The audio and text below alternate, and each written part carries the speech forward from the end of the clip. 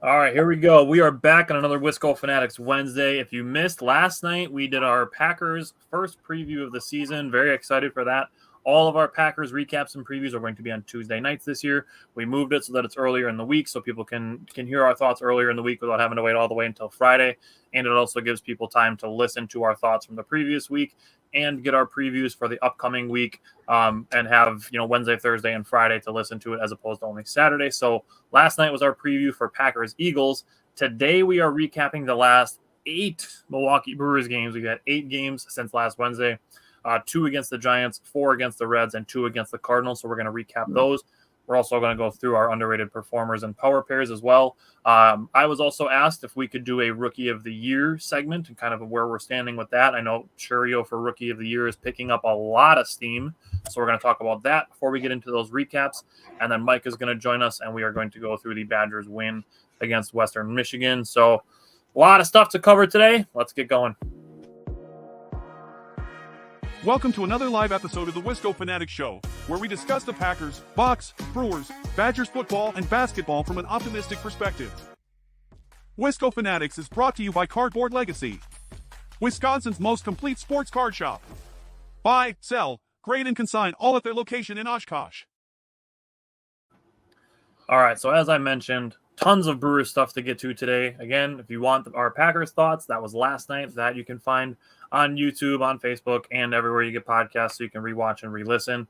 Today we are doing Brewers and Badgers, and then if you are interested in helping us out, helping us further our dream of making our show our full-time jobs, Friday night we are doing a Patreon watch party for the Packers game that will include a 30-minute pregame show where we get all dressed up and we make it look like we're in the studio and everything, and then we watch the game together, and then we do a post-game show as well. So if you're interested, check us out on Patreon. Just search Wisco Fanatics and join us for $5 a month. It's just one of those things that if we can get enough people signed up for it, it'll get us to a point where we can quit our full-time jobs and Wisco Fanatics will become our careers. So that is our goal. That's what we're trying to do, and it would be really great to be able to have the voice of some of the other people who are famous on some of the social medias for the work that they do, and have platforms that, quite frankly, we think maybe they don't deserve because of the way that they carry themselves. So we would like to be the anti of that and carry ourselves with class and respect, and as obviously optimism and realism. So that's us, but let's get into our Brewers discussions. We have lots to get through today. So, Jake, I'm going to start with our power pair and underrated performer this week because your guy is going to be the subject of our next segment. So, my power pair this week is Willy Adames. He is 10 for 31 over the last week. That's a .323 batting average. He had 10 hits in the last week. 5 of them were home runs, and he also had a double. 6 of his 10 home runs in the last, or 6 of his 10 hits in the last week were for extra bases. He also drove in 12 runs in that stretch and scored 7 runs. Also, last night he did extend his hitting streak to 12. I have a thought on that when we get to last night's game in the recaps. For my power pitcher, I went with Aaron Ashby. He's been fantastic since coming in from the bullpen back from Nashville. In the last week, he threw 6 innings pitched, 2 hits, 1 walk, 7 strikeouts, and no runs. If he did that as the start, that would be fantastic. We would be raving about that start. Yep. And then for my underrated performer, I went with Bryce Terang. Not super crazy numbers over the last week, but he does have hits in 6 of his last 8 games. So we knew that Bryce Terang was kind of struggling at the plate for a little while in July and parts of August, but he's starting to turn around, it seems.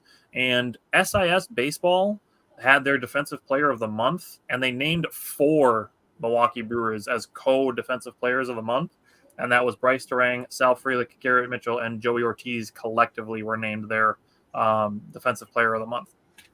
Nice. So hit me with your power pair and underrated performer, and then let's talk Rookie of the Year. I like that little tidbit you gave, man. Good info. So we had to split them up because last night we were talking. I was like, hey, you're not getting both. I'm not getting both. We got to split them up.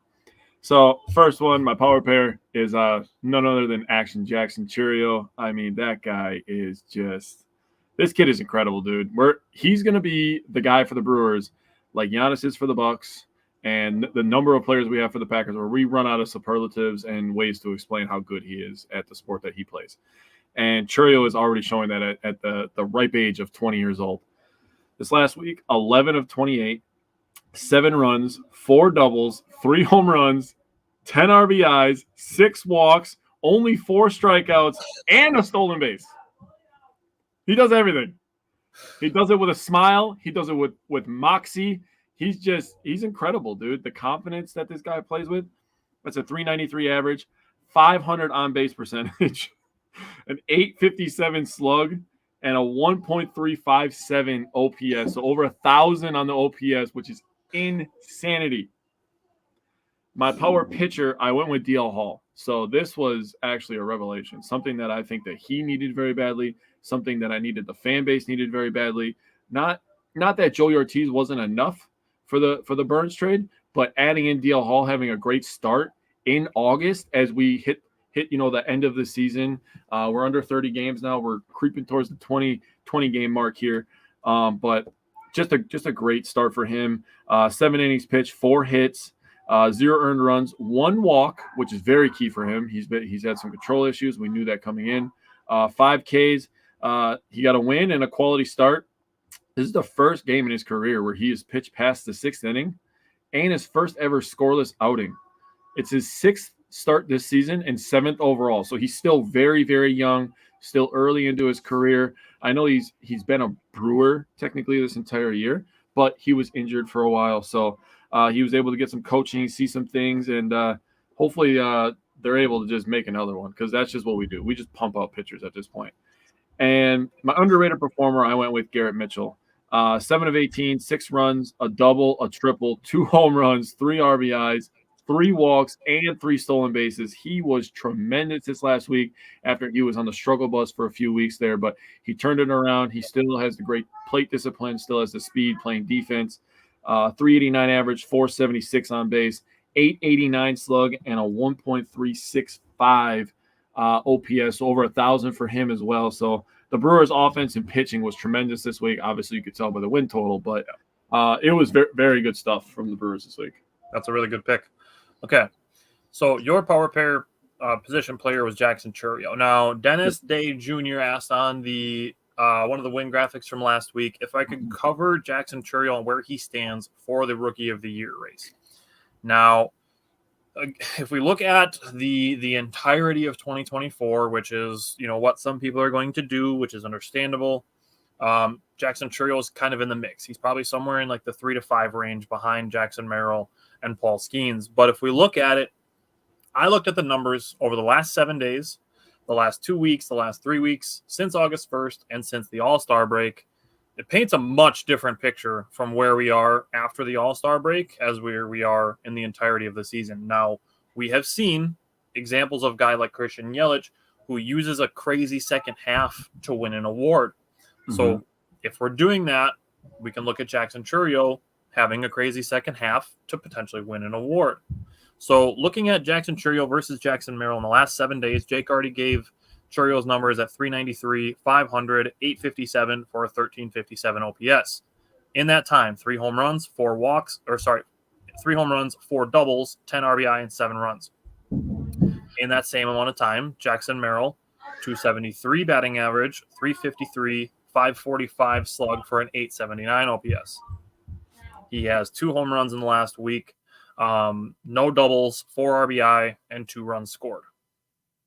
So last week, Edge Chourio.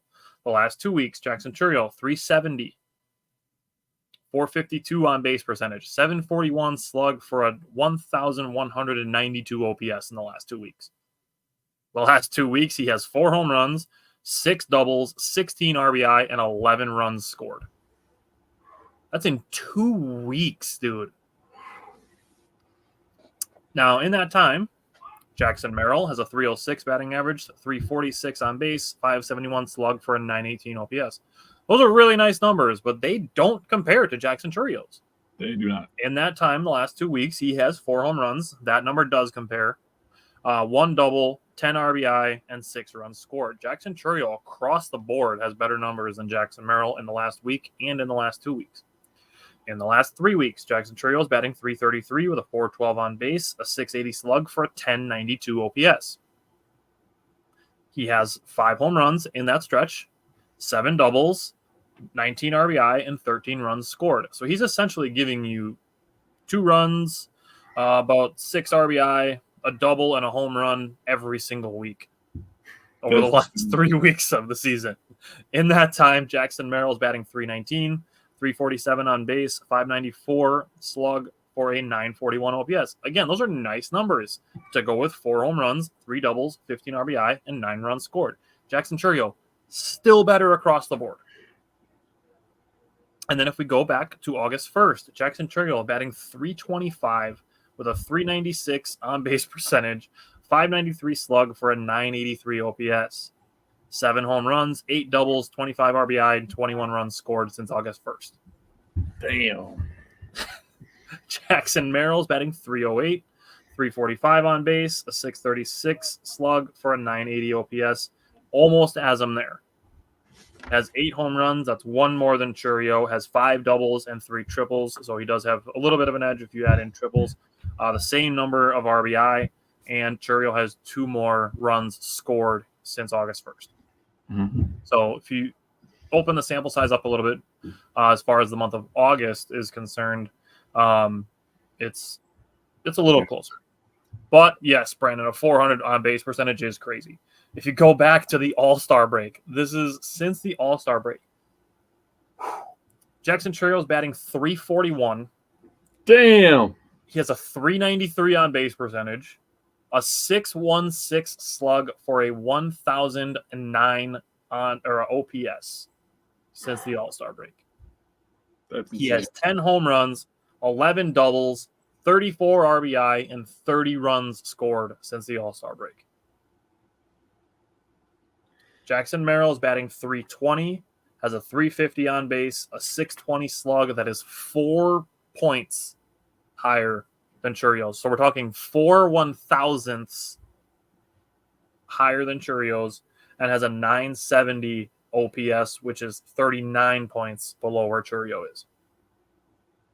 He has 9 home runs. That's 1 less than Chourio. He has 10 doubles. That's 1 less than Chourio. He has 33 RBI, which is 1 less than Chourio. And he has 28 runs scored, which is 2 less than Chourio. So since the All-Star break, average, Chourio, on-base percentage, Chourio, slugging, very slightly Merrill. OPS, convincingly Chourio. Home runs, Chourio by 1. Doubles, Chourio by 1.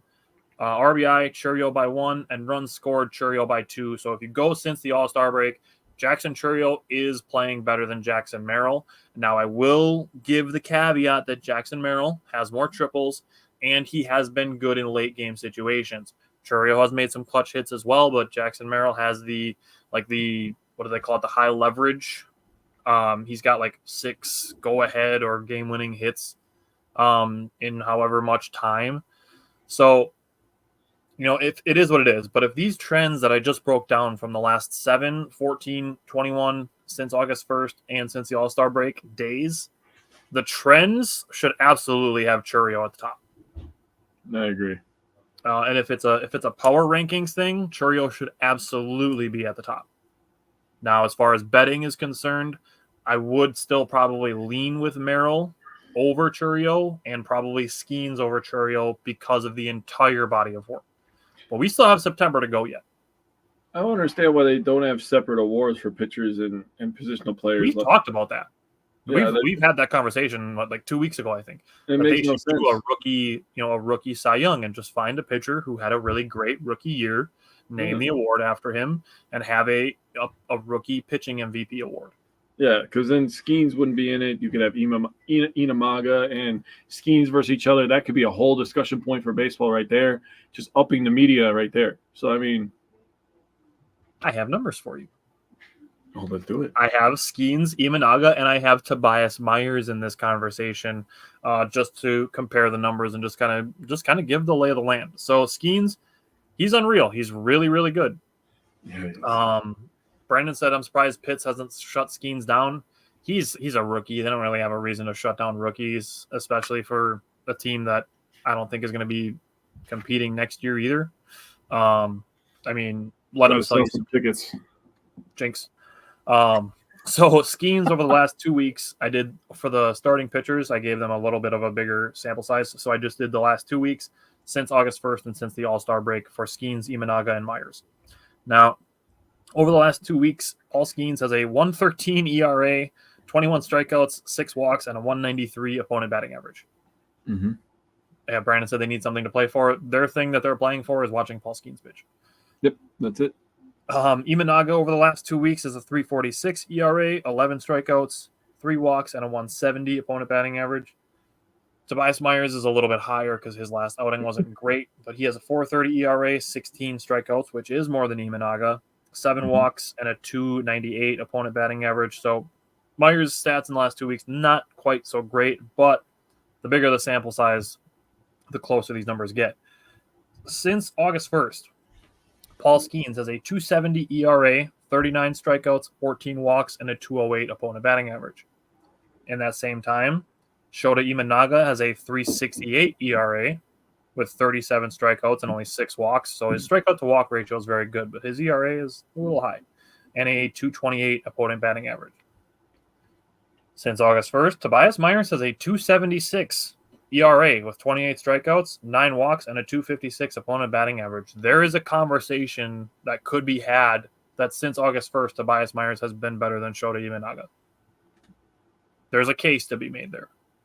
Same with since the All-Star break. Paul Skeens has a 2.42 ERA, 53 strikeouts, 17 walks, and a 200 opponent batting average. Those are fantastic numbers. He's really good. Shota Imanaga since the All-Star break has a 3.47 ERA, 50 strikeouts and 7 walks. It's a very good ratio. And a 2.12 opponent batting average. Since the All-Star break, Tobias Myers is a 2.79 ERA, 39 strikeouts, 12 walks, and a 2.55 opponent batting average. So he's giving up more walks than Imanaga and giving up more hits, but his ERA is almost a half a point lower. That's pretty good. That's a lot. So I'm not saying that Tobias Myers should be above Shota Imanaga in any sort of rookie of the year race, but I mean Tobias Myers should have some respect put on his name. He's pitching really well, and it's not that he's, like I said, I'm not saying that he needs to be above either of these guys in a rookie of the year conversation, but he should be in the conversation. So that's where we stand. Dennis, you asked. I've given the numbers. That's where we stand on rookie of the year. So we'll go from there. We'll see if those trends continue, which we hope they do, because if Jackson Chourio continues to make an impact in September the way that he did in August and in July, they're not going to have a choice. And team success factors into this. The Padres are on a really hot streak from July and August. They've been one of the best teams since the All-Star break, but the Brewers are like 4th best. It's like Diamondbacks, Brewers, Astros, and then Brewers, Diamondbacks, Padres, Diamondbacks, Astros, Brewers. I think is the. I think Padres have the best record. Yeah, I think it's Padres, Diamondbacks, Astros, Brewers is the best record. The Astros aren't there too, which is annoying. I think that's what it is. But yeah. I mean, if we're talking about it, like Chourio's team is going to win a division. Now, if the Padres win the division, then I'm fine. But the Brewers are going to have a better team record, so if MVP is an award that goes to the best player on the best team, Rookie of the Year could be an award that goes to the best rookie on the best team. Well, you got to look at it, man. I know that Willie Adames is on a heater right now, and Contreras has his ups and downs, but who's really been the consistent guy with both those guys over the last couple of months? It's been Jackson Chourio. Now, the Padres have been playing without Tatis. Tatis is back. We'll see if that affects Jackson Merrill at all. But the Brewers lost Christian Yelich. He's done. Yep. And Brandon asked the question, where is this team without Chourio versus Merrill with the Padres? And that's a question you can ask too. If you take both of them away, where are you? And honestly, that's not a question that I want to answer as a Brewers fan. Because Chourio, he's given a lot of excitement of the second half of the season. Obviously, like Jake said, Willie Adames is a huge part of it. Mm-hmm. But Jackson Chourio, he's not playing like the best rookie in the National League. He's playing like the best player, period, in the National League in the second half of the season. Yeah, he is. Okay, so let's go into the Giants game, and we have 8 Brewers games to talk about. So let's get running on these. Let's go to the Giants from last Wednesday. What stood out to you from last Wednesday's game 2 against the Giants? All right. So first and foremost, got to give a shout out to my man Freddie. We talked about it last week. I'm going to continue to talk about it. He needs to keep stacking these good starts heading into September, as we are here now. He pitched last night, obviously. We will talk about that when we get there. Dennis, I don't disagree. That's why I said it's been Chourio, Adames, Chourio, Contreras. See, I agree with that. Chourio Listen, Dennis, I'm going to amend your sentence a little bit here. Chourio has been more consistent than anybody in the National League. Yeah. For the second half of the season. Yeah. Outside of maybe Shohei Ohtani, which is insane. The fact that he's in the conversation with where guys like Shohei Ohtani and Mookie Betts and Francisco Lindor are right now. Yeah. Because he's 20 years old. Yeah. Yeah, I forgot about Lindor. Everybody kind of forgets about him, even though he's in New York. But back to the game here. He plays for the Mets, the team that people forget about. Exactly. Yeah. If they get into a playoff spot, they'll be loud again. I think they will make a playoffs this year. 6 innings pitched, 2 hits, 0 earned runs, 3 walks, and 8 Ks. So by far one of his best starts in recent memory. Trevor McGill comes in. He gives up a run, 2 hits. As the Giants get later into this game, Koenig gave a couple of runs, but then Payamps just completely shuts the door for his 17th hole of the season, and Devin Williams gets a save, number 6. People with RBIs in this game: Perkins, Contreras, Chourio, 2 for Perkins. He also got his 10th double in this one. Contreras got his 18th home run and 76th RBI in this game. Brewers were 3 for 9 runners in scoring position. Now I need to talk about something. 2 things, actually. One thing is, after Peralta got out of the jam in the 6th inning, he let out a massive scream. And it was a well-earned scream. It was something where it felt like all of his frustrations from previous starts was coming out in one motion. And I was so happy for him watching that. I was like, you deserve this moment, Freddie. For everything that people have said about you, people have been dragging your name in the mud, you deserve this moment. And I was happy for him. Can we stay on the subject of Freddie Peralta really quick? Yeah, what's up? Because I want to talk about him as well. He looked really sharp. He was pitching this game like an ace. Mm-hmm. He ended his 105-pitch gem with a strikeout and a changeup, which was beautiful execution. Mm-hmm. So for him to finish 6 innings pitched, only 2 hits, 3 walks, 8 strikeouts, I wanted to give you this number. His ERA is down 41 points since August 12th. Wow. So essentially the last 3 weeks, he's lowered his ERA by 41 points. Now, since the All-Star break, we are getting second half Freddie Peralta. We are getting the Freddie Peralta we wanted to see in the second half. He's a 2.78 ERA and a 1.17 whip with 42 strikeouts and 20 walks. The walks are still a little high, but a 2.78 ERA from Freddie Peralta in the second half and a 1.17 whip, that is ace-level pitching. Yes, it is.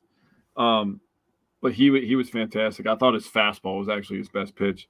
He threw 55 of them. The fastball was working really good for him. He threw 19 sliders, 19 changeups, and 12 curveballs. So, in my opinion, mixing up the slider, changeup, and curveball, however ratio you want to do that, you need to mix it up a little bit so the fastball looks a little bit better. He had command of all those pitches, made the fastball look a little bit better, and that's where you get a really good quality start, 6 innings and no earned runs. So, very good job by him.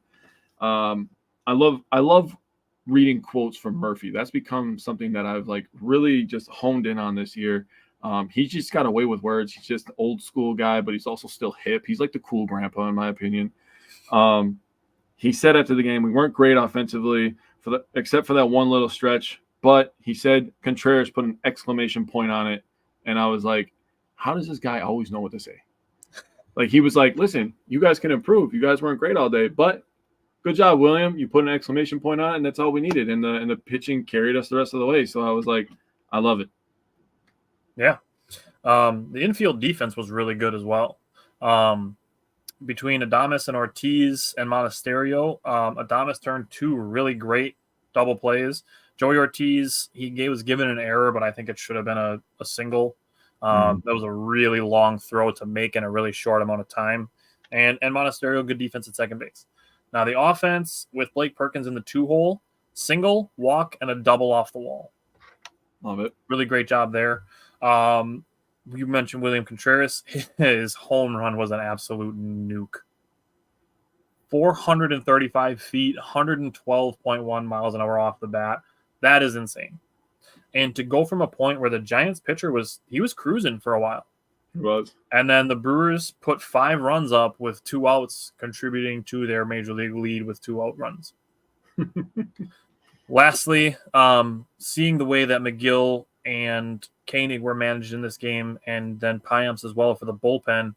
McGill was brought in the 7th inning to face a right-handed hitter, and then they brought in Koenig in the 8th to face the left-handed hitting leadoff hitter for the Giants, and gave up 2 runs with 2 outs. It is what it is.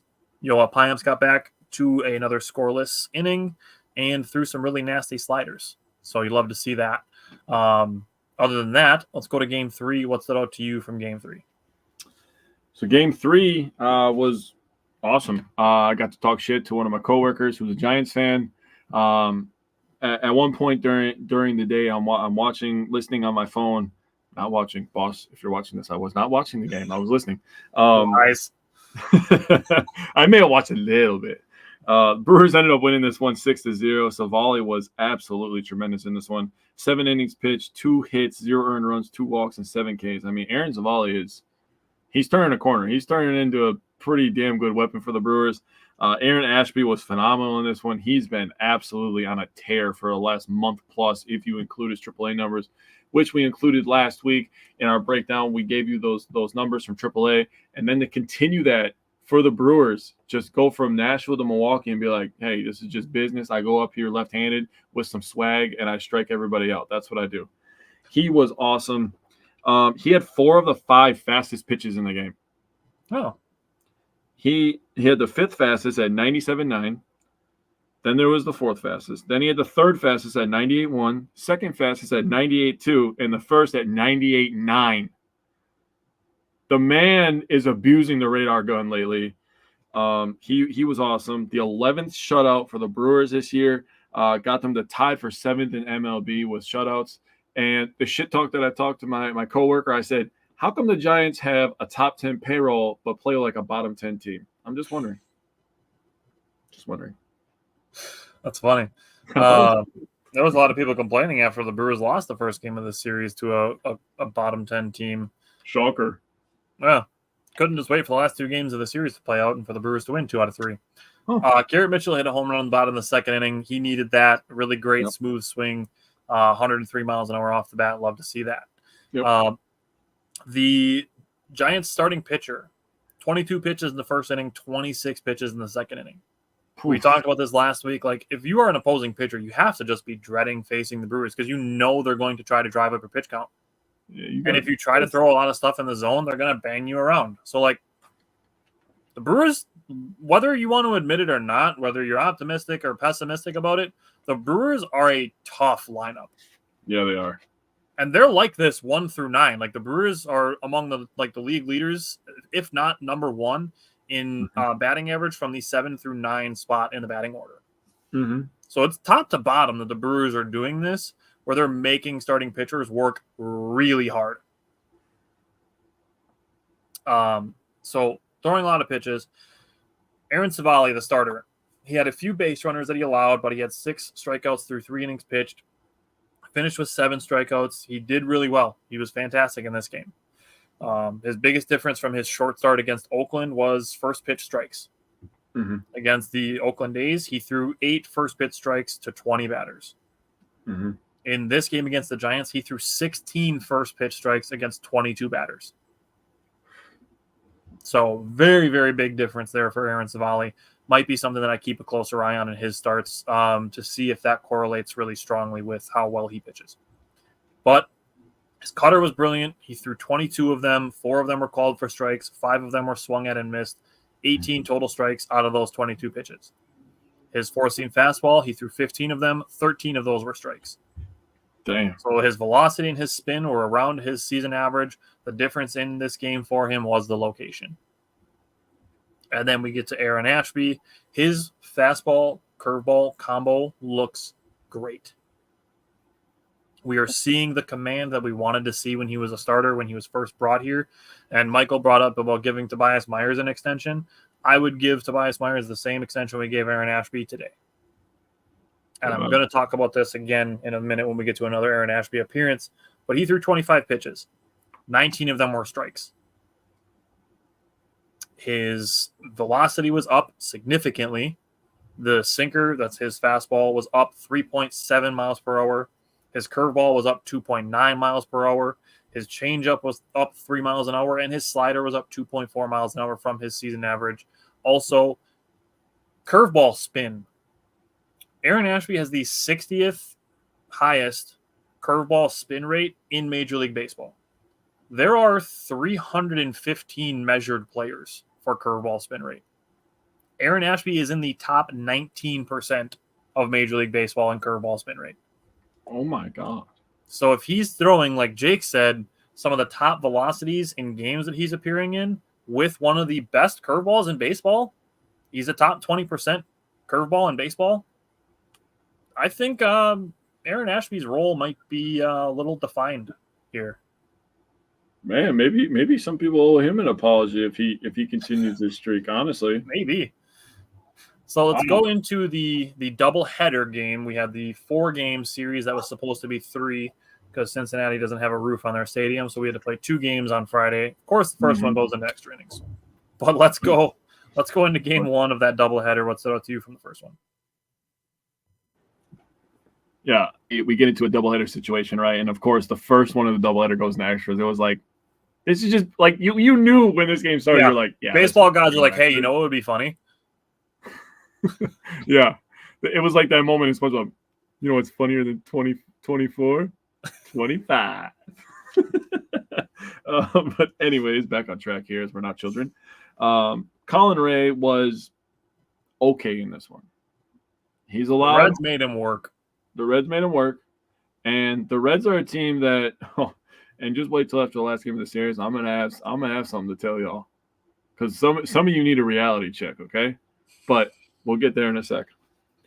So the Brewers did win this one, but Colin Ray got banged around a little bit. After Colin Ray got banged around, the opportunities for the Reds to score were about as slim as you could get, honestly. The bullpen did their fucking thing, dude. And the thing that makes this team so tough is they could just be like, you know what? We're going to pitch these 5 guys today. And they just go shut you down. And then Murphy can go, pushed all those buttons on that side yesterday. Let's push the buttons on this side today. See what happens. And then they shut you down. You're just like, fuck. No chance. Fuck it. But the thing that we got to talk about is this is when Adames got on the heater, dude. Adames started his home run streak.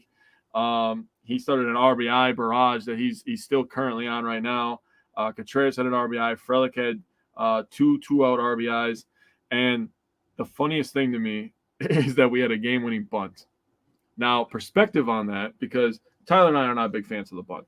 The perspective on that was a quote from Murphy talking about, and I'm paraphrasing here. He said, usually on the road, you play for 2. And that is absolutely correct. He said on the road, you play for 2, but in the situation we were in, with Devin being the one coming to the mound, we felt good about getting 1. So as I'm watching this game, I'm just like, they better score this damn run. That's all I knew. Now, Terang was safe on the bunt. That was a perfect bunt. That's where I go with that. Because we've talked about bunting, and I said there are 4 guys on the Brewers that can bunt, and it's because they are capable of bunting for hits. Yeah. And at the time that I said that, it was Terang, Yelich, Frelick, and Perkins. Perkins, okay.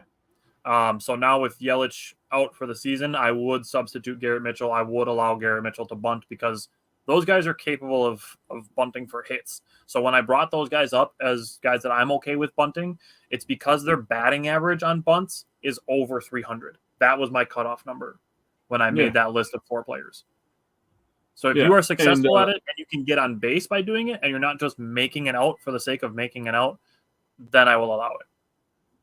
Well, then the other thing about that is you know, especially a guy like Terang, who's so good this year, especially hitting the other way. Now having the bunt in your bag allows you to still hit the other way. That's like a tool, and it kind of works off each other. It's like in basketball. If you have a hook move, right? You have a hook shot. They start taking away a hook shot. You give them a poke fake. You give them an up and under, right? That's the counter move off of the hook shot if they try to take that away. So in baseball, it's the same thing. If you're good at hitting the other way and you can bunt, that's what makes him so successful. Plus, he's a guy that has 40 stolen bases now. So when he gets on the base paths, they don't want you on there because you're not staying at first base very long. Right. And it was just a great bunt, a great call by Murphy to call that all the way around. And Williams got a little hairy in this save, but he got the job done.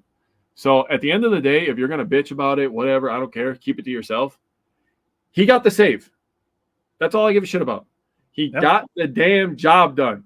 I don't care how the job gets done. He could have thrown 80 pitches. If nobody scores when we win the game, I'm just like, hell yeah, dude, let's go. We got to win. Good first week. Colin Ray had to throw 88 pitches, and it's because, like I said, the Reds made him work. They fouled off 25 pitches. Jeez. That's rude. That's damn near uncalled for. To foul off 25 pitches. That's like over a quarter of his pitches, essentially. Yeah. That's about, call it probably 28, 29% of the pitches that he threw, the Reds fouled off. So the Reds made him work. So he had to grind through it, but the Brewers obviously got the win, so it is what it is there. Willie Adames, according to Baseball Reference, after this game, became the first Brewers shortstop ever to have multiple 25 home run seasons. So love that. Rhys Hoskins was robbed of a game-tying home run in the top of the third inning. We've talked about Rhys Hoskins, that he's hitting the ball well. Like, he's hitting the ball hard. He's hitting the ball to the fences. Mm-hmm. I really, truly feel that Rhys Hoskins is this close to going on a hot streak. I really, truly feel it. It's happening in October, dude. Dude,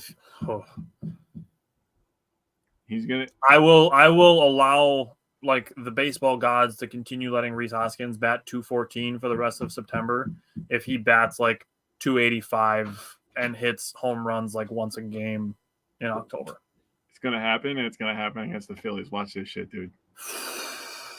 The baseball gods have a sense of humor this year. I feel it, dude. That would be something. That would be something. Okay. Also, William Contreras having a smoking hot August. He finished August with a 295 batting average, a 398 on base, 648 slug for a 1046 OPS in the month of August. Contreras had a really, really good August. Yeah. Which is good because he struggled in June and July. So he did. Good to have him back on track. Brian Hudson, Jake, you already mentioned the bullpen did really well. Just wanted to go through them individually really quick. Brian Hudson, 2 really quick scoreless innings. He has done 2+ innings 15 times so far up to this point.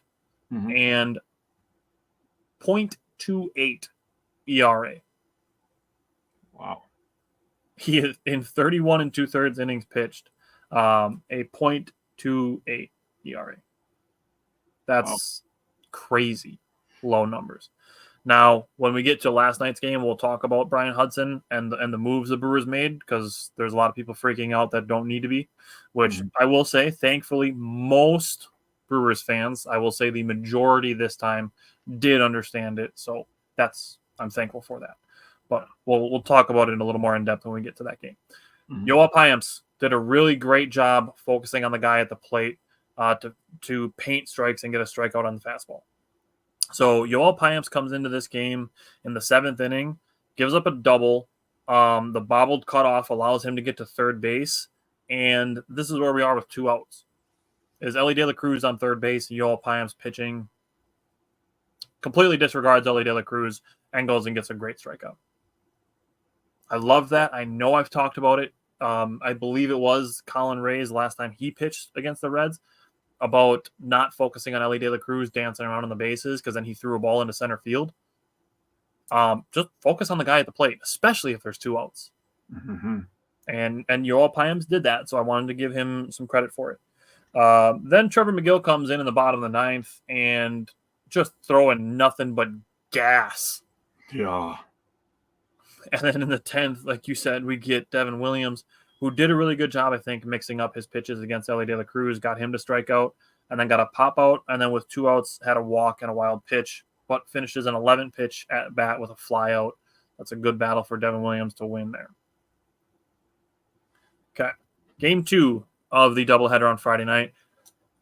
Gotta say, DL Hall made Pat Murphy look like an absolute genius, because Pat Murphy was asked about it in the pregame, and the reporters during the game were talking about Pat Murphy said they were going to go for the win, and they went for it. They emptied the pen in the first game, and they're the commentators are talking about it. And they're like, yeah, if DL Hall has a rough start, he might just have to eat one. And DL Hall is like, Pat, I got you. And he was rolling through this game. 61 pitches to go through the first 5 innings, 70 pitches to get through 6 innings. He did fantastic job to work on the outside edge against right-handed hitters. Did a really good job with multiple pitches. His pitch counts by inning 10, 20, 7, 15, 9, 9, 13. That is great work from DL Hall. His fastball velocity was up 1.4 miles an hour. His slider velocity was up 1.5 miles an hour. He threw 83 pitches. 60 of them were strikes. He had the top win probability added for this game at 39.4%. His spin and break were normal. This was just a fantastic game by DL Hall. And if this is a glimpse of what he's capable of, the Brewers absolutely win the Corbin Burnes trade. They won it already. I agree with you. Dennis said, hopefully Hall has turned the corner. I mean, I don't even think that there was a corner that he needed to turn. I think he just needed experience. He only pitched a really little bit and then was hurt. So, I mean, he just needed time. He just needed experience. And it just so happens that a team trying to get a guy time and experience also is competing for a top 2 record in the National League. So that's going on. But I want to ask this question, because the top of the first inning, why is Jake Bauers squaring to bunt? Because I don't get angry often, but I seriously, in all caps, wrote in my notebook, why the F is Jake Bauers bunting? Because he's struggling. He wanted to make contact with the ball. Dude. That's my opinion. That's not the way to go about it. Jake, you were brought here to hit power. Squaring a bunt, that's no. And I've given credit to Jake Bauers for his base running, but he's not a speed guy. He's not bunting for a single, and we're in the first inning of the game. That rubbed me the wrong way. And I don't get like that very often, but bunting is one of those things that gets me fired up. And when we're talking about our cleanup guy, bunting, that does not Mama the Mia. It does not Mama the Mia. But, okay, we have to talk about Garrett Mitchell. Let's go. The crazy speed that he showed in the top of the 4th inning to score on a sharp ground ball to the infield that bounced, of course, right to Ellie De La Cruz. For him to score on that, fantastic. Fantastic for Garrett Mitchell to score on that. Yeah. That was 106 exit velocity, a home run that he hit in the top of the 6th inning. I wanted to say, between these 2 games, this doubleheader, Garrett Mitchell showed all 5 tools. Garrett Mitchell showed that he has true 5-tool player potential. And yes, we're still talking about Garrett Mitchell's potential because he's played like 120 career games. So I'm still talking about potential for Garrett Mitchell. He showed all 5 tools in these 2 games. He's like the Christian Watson of the Brewers, in my opinion, where it's like we haven't seen the full potential of Watson. We know Watson's had moments. He's had good games. Just like Mitchell's had good games. He's had moments as well. He's shown that he could rob home runs. He could hit home runs. He could steal bases. He could do it all, right? We've talked about this before. But in my opinion, I think that's a great comparison. And I understand maybe other Wisconsin sports fans should take that approach as well. That these guys are just oozing with potential, and the Brewers are just trying to get every ounce of it out. So yeah. Okay. A couple more things. Joe Ross coming out of the bullpen. Since he made that move to the bullpen, he has a .69 ERA. fucking nice, dude. Fucking nice. He's got 13 innings pitched, 8 hits, only 1 earned run, 3 walks, and 11 Ks. Between that, his sinker was hitting his glove side corner regularly. It was perfect. He was doing a really good job. Big fan of that. Looking at teammates to hit home runs in both games of a doubleheader, the only other 2 in Milwaukee Brewers history, according to Mike Vasallo, were Robin Yount and Rob Deere on June 23rd, 1989. It's a long time ago. Yeah, so there was a lot to unpack from this game. The 9th inning got absolutely laughable. That was just a circus show. If you're a Reds fan, dude, you got to just be playing the circus music, not even listening to the commentators anymore, because they were probably talking about walking their dogs and stuff at that point. I don't know what they were talking about, but good pull on Joe Ross. I was going to talk about him as well because I talked about DL Hall a little extended in the power pair section, so I wanted to give Joe Ross some love. So appreciate that. Everybody else should give Joe Ross some love too. He's been tremendous since moving to the bullpen. The Brewers had 8 players with RBIs. Love that. 8 fucking players with RBIs. Dude, I told you last week, these are my favorite games when I have to write this much for pitching, and then I got to write this much for the hitting. And I'm like, oh, yeah, we spanked that ass, dude. 14-0, that is the definition of an ass whooping. Yeah. Turned out to be the 12th shutout for the Brewers this year for their pitching staff. That was 5th in August. They did 5 of them in August. Yeah, they are now tied for 5th in all of baseball with the Padres, by the way. If they get 2 more, they'll be tied for 1st with Atlanta. Atlanta leads with 14, which is crazy. And they have the Cy Young winner. They do have the Cy Young winner. But Adames had 3 RBIs. Hoskins had 3 RBIs. Contreras had 2 RBIs. Frelick had 2 RBIs. Mitchell, Terang, Perkins, and Monasterio got in on the action. You said the stat about am I missing? Yes, I am missing. Nope. That wasn't Contreras. Not Contreras. Churio. My fault.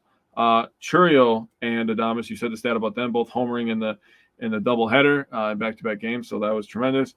And just freaking the 9th inning, dude, was just funny, dude. Me and you were just playing games, watching the Brewers game, and you're just like, they scored again.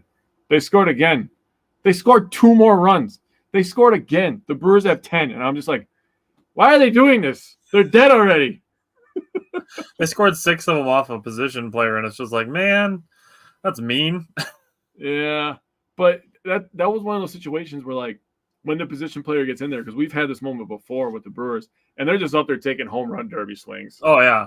They're just like, this is coming in at like 75, and I'm just going to crank this thing. And they've had some fly balls, but finally, they were able to connect on some hits. So I want to give a shout out to Vinny Rattino because he called Contreras's. He's like, Contreras is up there swinging for his 20th home run, and then Contreras hits his 20th home run. So I had to text Vinny the day after, and I'm like, good call, and Contreras is swinging for 20 home run. Anything else from game 2? Or are you ready to go to game 3? Let's go to game 3. All right. So game 3, Frankie Montas, pretty normal start. His velocity and spin were pretty much on par. Threw 97 pitches, 6 innings pitched, 7 hits, had 4 earned runs, 3 walks, 4 Ks. Jake talks about the walks a lot. 2 of the 3 that he had scored. So if you can limit that damage, we're potentially talking about, say, maybe a 2 earned run appearance. Dennis said he doesn't know what was funnier, that 9th inning or the comedy show he was at while that was going on. That's tough. Probably the Brewers. Another big thing here. Offense. Willie Adames with 2 runs on is the MVP. Another day, another 3-run home run. I made a graphic after this game on Saturday morning, and then I had to adjust it 2 more times. Because Willie Adames just keeps hitting 3-run home runs. Defensively, Blake Perkins just keeps not letting people hit home runs. So there's that defensively. Then we get to Jackson Churio. I'm going to do Jackson Churio, and then I'm going to talk about the bullpen. Jackson Churio, clutch home run. He's down 1-2 in the count and we are in the top of the 9th inning in a 4-4 game. He's down 1-2. Fouls off 2 pitches. He didn't chase 2 bad pitches, and then he took a pitch in the top outside corner to the opposite field. That was a big boy at bat by Jackson Chourio. To foul off 2 close pitches, ignore 2 bad pitches of a pitcher trying to get him, trying to get a 20-year-old to chase a bad pitch. He didn't. And then he takes a pitch on the upper outside corner of the strike zone and hits it out of the park for an opposite field home run. Oppo taco for the win, dude. That's impressive. That's big boy stuff to take an outside pitch out of the park for what became a game-winning home run. Yeah. So I'm going to talk about Devin Williams first because I want to end on a question for you about Aaron Ashby. So I'm going to go to Devin Williams first. Yes, he allowed 3 base runners, but people need to stop saying that he just doesn't have it or he has no feel for his fastball. I don't think people actually know what they're talking about when they make claims like that. People need to pump the brakes on it because he started the inning with a strikeout. The second out was a looking strikeout, and the first walk that he had to Stevenson, who is batting .330 in August. It was a close pitch, and you're not giving that guy a meatball. Mm-hmm. So I think that was potentially an intentional walk, but also intentionally not trying to give one of the hottest hitters in baseball at this point a pitch to hit in a 1-run game. And then he also walked Elly De La Cruz, who, in my opinion, you bet on Elly to beat himself. You don't leave a bunch of stuff over the middle of the strike zone. You throw him stuff that's close but not potentially in, and you say, hey, this guy's leading baseball in strikeouts. Maybe I can get him to strike out by pitching close to the zone but not in it. Because he's a guy that if you give him a pitch to hit, can end the game, not in a good way. Very true. Just want to throw this out there because I'm bringing this point up. When we get to Game 4, Elly De La Cruz's first 2 at-bats in Game 4, strikeouts. Just throwing that out there. He did have a hit by pitch. Unfortunate. He was up 0-2, was trying to get a chase. Yeah. I think the batter kind of leaned into it a little bit, honestly. I think so too. It was kind of part of his normal swinging motion, but when he bends his knees, like they get real close to the strike zone, and he kind of bent his knee into being hit by that pitch. So not super worried about that either, and I don't think it's something where people need to be like, he has no feel for his fastball. It just makes you sound like a douche. Yep. Last thing, Aaron Ashby. Another 2 scoreless inning appearance. Had 2 runners reach to start the 7th in a 4-4 game, and he drops a perfect curveball on Elly De La Cruz. Then a low changeup gets him to strike on a low curveball, then goes to the upper third with a 99-mile-an-hour fastball, and then a curveball in the same spot. That was great stuff by Aaron Ashby. So, my question, and I foreshadowed this a little bit, would you make Aaron Ashby a full-time reliever? And would you, at the contract the Brewers signed him to, consider making him a full-time reliever? He is signed for $4.1 million a year until 2027 with 2 team options for 2028 and 2029. My thoughts, if he's this good, I'm good. I'm cool with it. Let's just leave him there where he's successful. Yeah. Really, the money is no factor to me. It's where he's going to be most successful, where he's going to help the team. At this point, it's almost laughable that the Brewers can literally just pluck any pitcher and just be like, hey, you're going to be good for like 6 months, and then we're going to get rid of you and not pay you, and then you're probably going to suck again.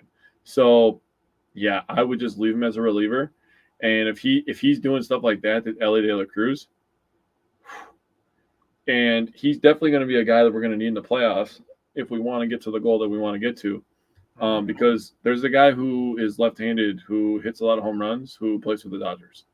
So having that lefty on lefty with a guy with the velocity that he has and good stuff by you. You brought up the spin rate that he has on the curveball. I mean, that combo right there is just going to nullify anything that Ohtani can do if he throws them for strikes. So, yes, I would leave him as a reliever, and yes, he is a massive weapon at this point. And here's the thing. He was my power pitcher of the week. He's still giving you 6 innings a week. Yeah. Effectively. I mean, you're getting similar things out of him. It's just 6 innings as 2-2-2 instead of a 6-inning start. Yeah. All right. I'm glad you agree with me on that. Honestly, I don't think $4.1 million is a lot for a reliever anyways. No. So especially if he's going to be elite like he is, right? Exactly. Okay. What did you have from Game 3 of the Red Series? Yeah, I had the same stuff on Montes. That's kind of what we paid for. He's going to have some really good starts. He's had some good starts for us, and he's had some average starts. That's just he's human. Hasn't had anything like bad, so I mean, yeah. I have to restart and say that this game was a nationally televised game, and this was a tremendous baseball game as a baseball fan. This was a really fun game. It was the Brewers take the lead, the Reds fight back, the Brewers take the lead again, and then the Reds are threatening, and it was just a really, really fun game. This was like the first game that a new baseball fan had ever watched. Like, it's good for the game. Yeah, I agree.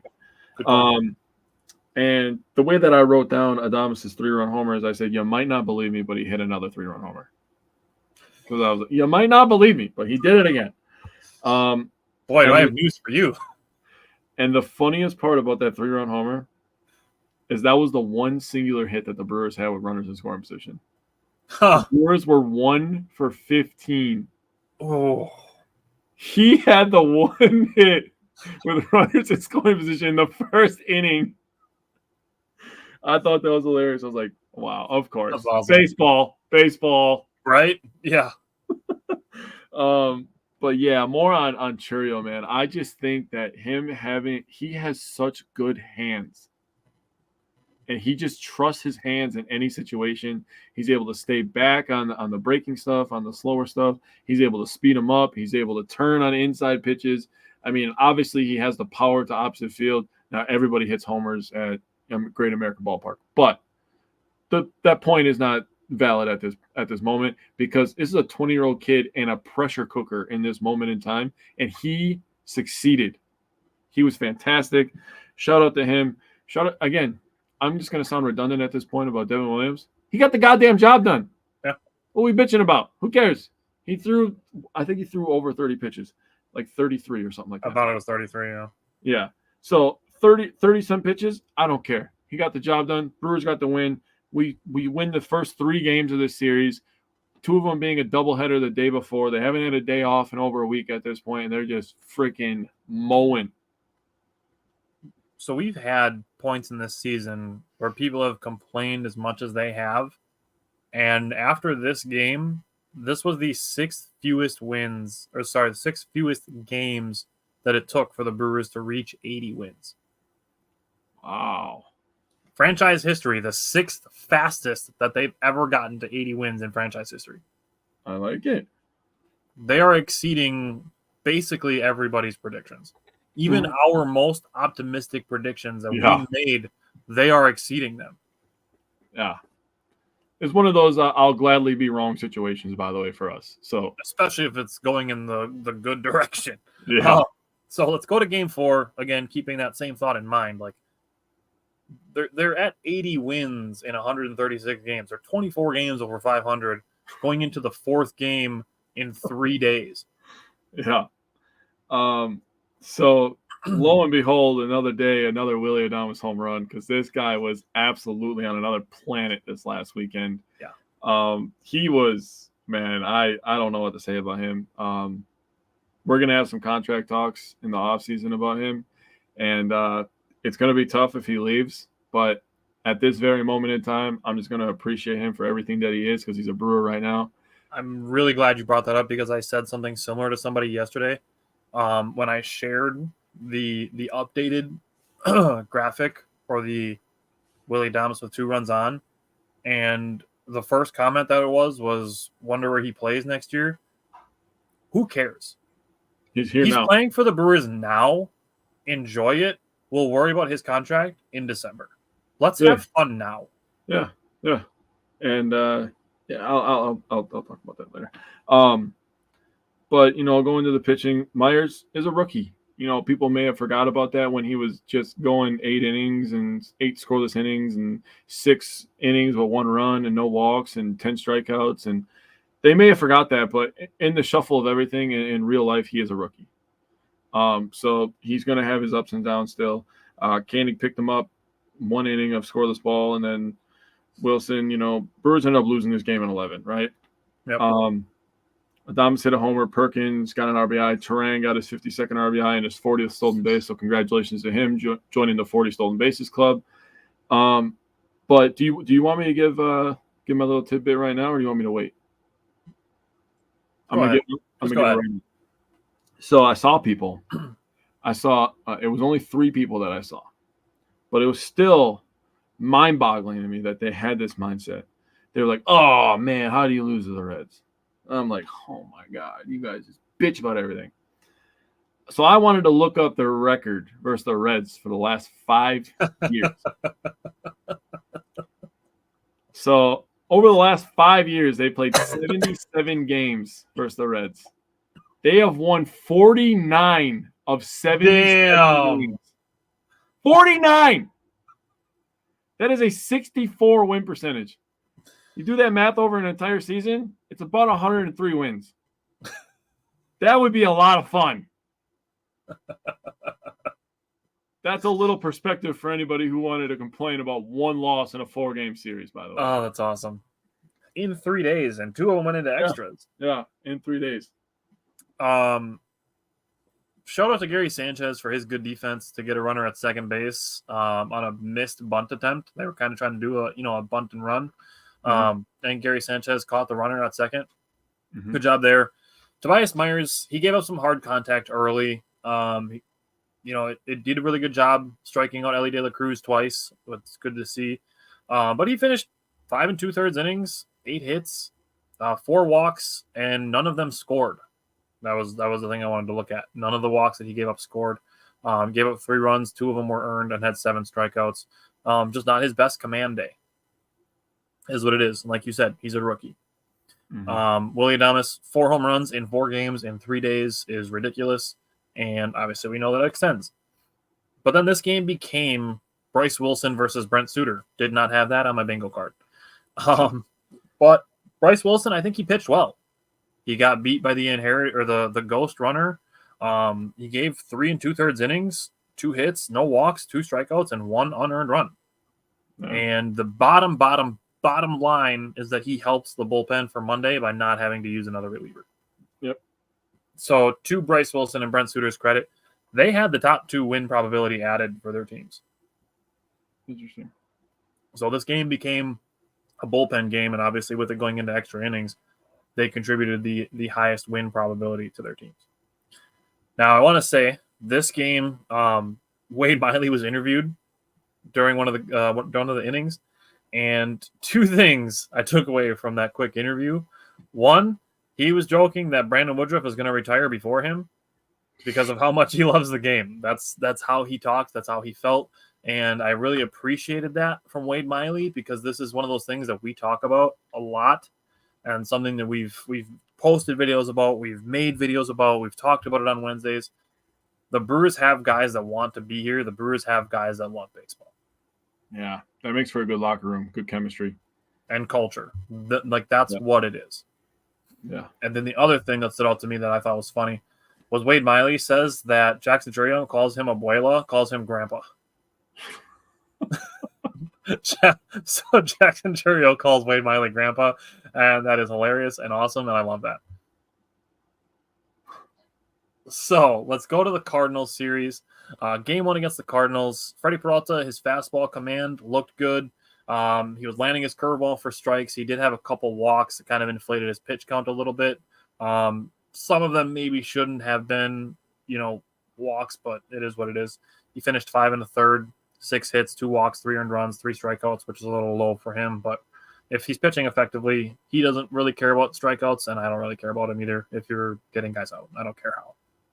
Mm-hmm. Offensively, Willie Adames, just unreal. 5 home runs in 5 games in 4 days. He tied Ken Griffey Jr. for the most 3 home run games in a season. Ken Griffey Jr. sent him like a congratulations video and a video saying that records are made to be broken. So I'm really excited to see if Willie Adames, if and when he does break that record, excited to see what Ken Griffey Jr. has to say about it. And I thought that was a really cool thing for him to do. He also tied a franchise record with 5 games in a row with home runs. Yeah, he did.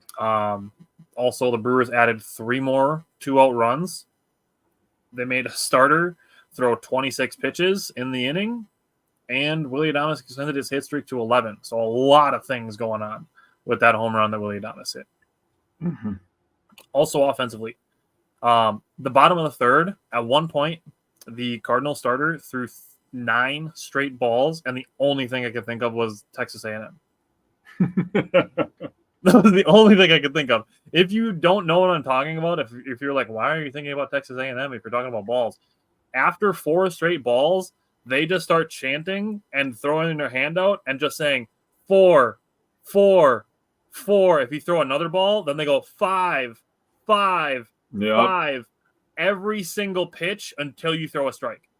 Yep. Seriously, look it up. It's hilarious. It's awesome, and I would love to be there to see it in person one time. I would love to do it. I'm not even an Aggies fan. Dude, it would be fun. Like, I'm sitting in there wearing all red. You know, I got my Wisconsin hat in, and I'm just like 7, 7, 7. Like, it's a fun thing. It's a funny thing, and it's one of the things that like makes them them. But it was the only thing I could think of when he threw 8 straight balls and then a 9th one. I'm like 9, 9, 9. And I'm like Texas A&M. That's just intrusive thoughts winning there, I guess. So Jackson Chourio at one point had 3 plate appearances and had drawn 3 walks. Now we keep talking about how well he's doing over the second half of the season. And one of the things that really impresses me with Jackson Chourio is how rapidly his plate discipline has improved in like a massive amount. Yeah. Like his plate discipline has I feel like doubled in effectiveness in a super quick amount of time. Yeah. It's honestly that probably the most impressive thing about him because his production is all a stem of that. That's fair. That is completely fair. Joe Ross just continuing his bullpen dominance. And just as far as the team goes for pitching, the Brewers allowed 11 base runners to the Cardinals. There was 5 hits and 6 walks, I believe. The Cardinals only had 2 at-bats with runners in scoring position, and they were 0 for 2. So one of the things that I've talked about a lot with pitching is not letting your opponents stack traffic. And I've talked about that with the Brewers, about stacking traffic. The Brewers did not let the Cardinals do that. So that was a takeaway for me on Monday. So, Jake, what's it out to you from Monday's game? Yeah, so you start out with the 3-run homer, right, from Adames. Gotta say, maybe my favorite part from it, aside from him tying the record and hitting his 29th home run on his 29th birthday, which was sweet, the call by Jeff Levering on the television cast, that mama's the Mia. Yeah, that definitely mama's the Mia. He says, baseball, go, God. I'm like, oh, dude, that was such a good call, dude. The excitement built up in that, the moment, everything, that was perfection. That was what makes baseball beautiful right there, was the call, the play, the crowd. A great crowd, by the way. Good job, Brewers fans. You guys showed out on Labor Day. And then Hoskins hits a freaking laser of a 2-run homer. So we get a 3-run homer, a 2-run homer, and then we get to a grand slam. There's so much to unpack with this, so I'm going to try my very best. First of all, there's rumors of Chourio going up to Frankie Montas in the dugout and saying, I'm going to get in at bat and I'm going to hit a home run. He goes up there, and lo and behold, this goddamn kid who could do everything on a baseball field, this guy might be a 10-tool player because he does everything twice as good as everybody else, hits a grand slam 420 feet. And then he just points at the dugout with the biggest smile on his face. And again, we get to a great call. This one on the radio. We have a kid who has the potential to be the GOAT player in our franchise by a call from our radio GOAT, our play-by-play announcer GOAT. And it's just one of the coolest moments that you could ever appreciate as a Brewers fan, as a baseball fan. A 20-year-old kid hitting a grand slam, his second grand slam this year. He tied a record. I think he tied like 4 other people as the youngest players to hit a grand slam. But just 420 feet. He's got his bobblehead day coming up. I mean, September 8th, by the way, is going to be off the chain, by the way. If you're going to go there, the first pitch is going to be crazy. You're going to get a bobblehead. Churrio's probably going to hit a home run. It's going to be a crazy day. I'm not going to be there because it's the start of NFL Sunday, and that's when my church season starts. So I'm just letting you know. But absolutely fun game. Adames gets a 99 RBI. Churrio gets the 67 RBI, 18 home runs. Hoskins up to 23. So the Brewers pretty soon, after we're going to talk about it now, Churrio might be the 4th player to hit 20 home runs for the Brewers pretty soon. Mm-hmm. Yeah, let's go right into it. Let's go to last night's game. Last night's game was a head scratcher, but I have a very like baseball goddish thing to bring up with it. The thing that I'm going to say about last night's game is it's going to end up being one of those games where you lose it, and you have. I'm just going to say a number. In baseball, you probably have about 20 of these. I'll say 15 to 20 of these games where you go and you're just like, damn it, we should have won that game. We let that one slip away. But when you play 162 of them, I mean, really, 20 is a very tiny percentage of that. It's one of those things where you're on like a singular day and you're like, dude, 15 games seems like this big. Yeah. And then you talk about 162 of them being played, and it's like, okay, yeah, it's much more like this. Yeah. And, the thing that averages out is you're going to win a bunch of games that you're not supposed to win. Exactly. Right? You're going to win 15 to 20. So then that number just evens out. And the Cardinals just came to play yesterday. They got 9 hits. I do want to give credit to, I think his first name is Mason Wynn, right? Mason Wynn, yeah. Yeah, dude, the that rookie guy, shortstop. he's a stud, dude. Dude, the NL Central, like 3 years from now, is going to have crazy shortstops everywhere. Yeah. There's going to be O'Neal Cruz, Ellie De La Cruz, if he stays there, Cooper Pratt, Mason Wynn. Like, the Cubs better get themselves like a stud, insane, super young shortstop, or they're going to like fall behind. Well, and then, you just think in general of the talent in the NL Central. I mean, you got Paul Skeens in this division. Mm-hmm. I mean, we got Contreras, who needs to be in the conversation, by the way. We got Contreras. We got Churrio. I mean, we don't even know what Garrett Mitchell's going to turn into. Joey Ortiz, Bryce Harang. I mean, we got so many young guys on our team, and then the Cubs, they actually have a lot of young talent as well.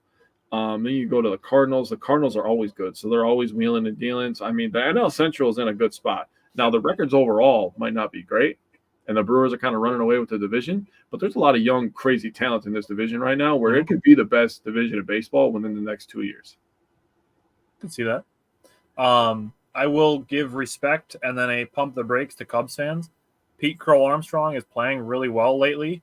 Yeah. He's not better than Jackson Churrio. He's not close to being better than Jackson Churrio. Stop saying dumb shit. That's why people don't respect your opinions. Sorry. I don't know why there has to be a discussion. Just say that your guy's playing really well. Don't make it about us. That's weird. Yeah, I would. Dude, you know what that is? That's Bears behavior. It is, absolutely. You guys literally cannot talk about your own team without mentioning us. You realize that we just went an hour on this show talking about how good Jackson Churrio is, and not for one goddamn second did I think about the Cubs. Not once. I was just like, damn, he's 20 and he's on our team. I love that for us. Yeah. Yep. I didn't go, I love that for us, and Chicago hates that. Yep. It was just, he's better than anybody Chicago's got. Yep. Yeah, I didn't have that. That's fair. Just stop. So maybe just like shut the fuck up like halfway through your sentence. That'd be a good idea. Just my opinion. Yeah. I'm going to let you go. I didn't have much on last night's game. Just kind of a stinker game. This is a weird thing. The strike zone was apparently a suggestion zone. Yeah. That was weird. We are 1 home run away from Jackson Churrio having a 20-20-20 season. So 20 home runs, 20 doubles, 20 stolen bases at 20. He's going to do 20-20-20 at 20. Insane. That's absolutely wild. Ashby was very good again. Everyone in the bullpen pitched well until, unfortunately, Elvis Peguero did struggle with inherited runners, pretty much out of options in the bullpen at that point. It was basically Elvis Peguero and Hobie Milner, who both have struggled this season with inherited runners. Just is what it is. Just kind of came down to those are the guys you have left. Now, my bottom line was to just win the series tonight. That's what I thought of after this game was over. Now, Willie Adames didn't have a home run, but he did have a clutch hit in the bottom of the 11th. This extended his hitting streak to 12, gave him his 100th RBI, and I think it was a mix of the baseball gods and the Cardinals' devil magic that made this game go into extra innings, even though the Cardinals won anyways, for Willie Adames to get his hit streak extended and his 100th RBI on a really great diving attempt. Like Ciani, he almost made the play of the game. Would have respected it if he had caught it. He definitely dropped it. It was confirmed. It wasn't even like a play stands. It was confirmed that he dropped it. Fantastic effort. Great job for him. But whether it's Cardinals devil magic or the baseball gods, Willie Adames extended his hitting streak and got his 100th RBI, which is a career high for him, with this game going into extra innings. So if this game doesn't go into extras, that doesn't happen. Yeah. So there's that. Just win the series tonight, and that's all we really need. Now, before we move on, I just want to say on the subject of Brian Hudson being sent to AAA. This is a thing that the Brewers are doing intentionally. It's not because of performance. They are noticing that Brian Hudson's velocity has been down, and they're essentially just sending him to AAA because he has options. So Elvis Peguero was sent to AAA. He was down in AAA for 2 weeks. He only threw 4 times in 2 weeks. So he did not pitch very much. And Pat Murphy, he didn't go as far as to say we're sending him down to rest him, but it was like they're sending him down to like lessen his workload, which is basically rest. So they're sending Brian Hudson to AAA to get some rest, to rest up for the playoffs. And like I mentioned briefly, most Brewers fans understood that, and that does make me happy that most people were able to recognize that part of perspective and be like, oh, they're sending him down because he has options, and they can just let him sit at AAA, pitch a couple times a week just to stay in the game, and then also just have some time to not have to pitch, every other day. He can just pitch once every 3 or 4 days, and be rested and ready to go for the playoffs. So, Dennis, you are welcome. So the Brewers, they have tonight against the Cardinals. They are off tomorrow. Then they have Friday through Sunday against the Rockies. And then they have Tuesday, the first game of the 3-game series in San Francisco. So those are the 5 games that we will have next Wednesday. Other than that, is there anything else you want to say on the Brewers? No, just keep doing what you've been doing. Actually, there is something I have to say. I forgot to bring it up. So I saw a video pop up from MLB.com this week, and this was before last night's game. Forgot to bring this up. I apologize. But the video was them breaking down the Brewers and if they're a real threat to the NL and the World Series. And one of the commentators, don't remember his name, I apologize, was sitting there, and he said, if you think about all the great players in today's game, what do they all do? They all hit for power. They steal bases. They play defense. Like, we talk about the 5-tool players all the time. The Brewers have essentially built a 5-tool team. Oh. And that's the way that they play. I was like, I like that. I was like, this man just cooked right now.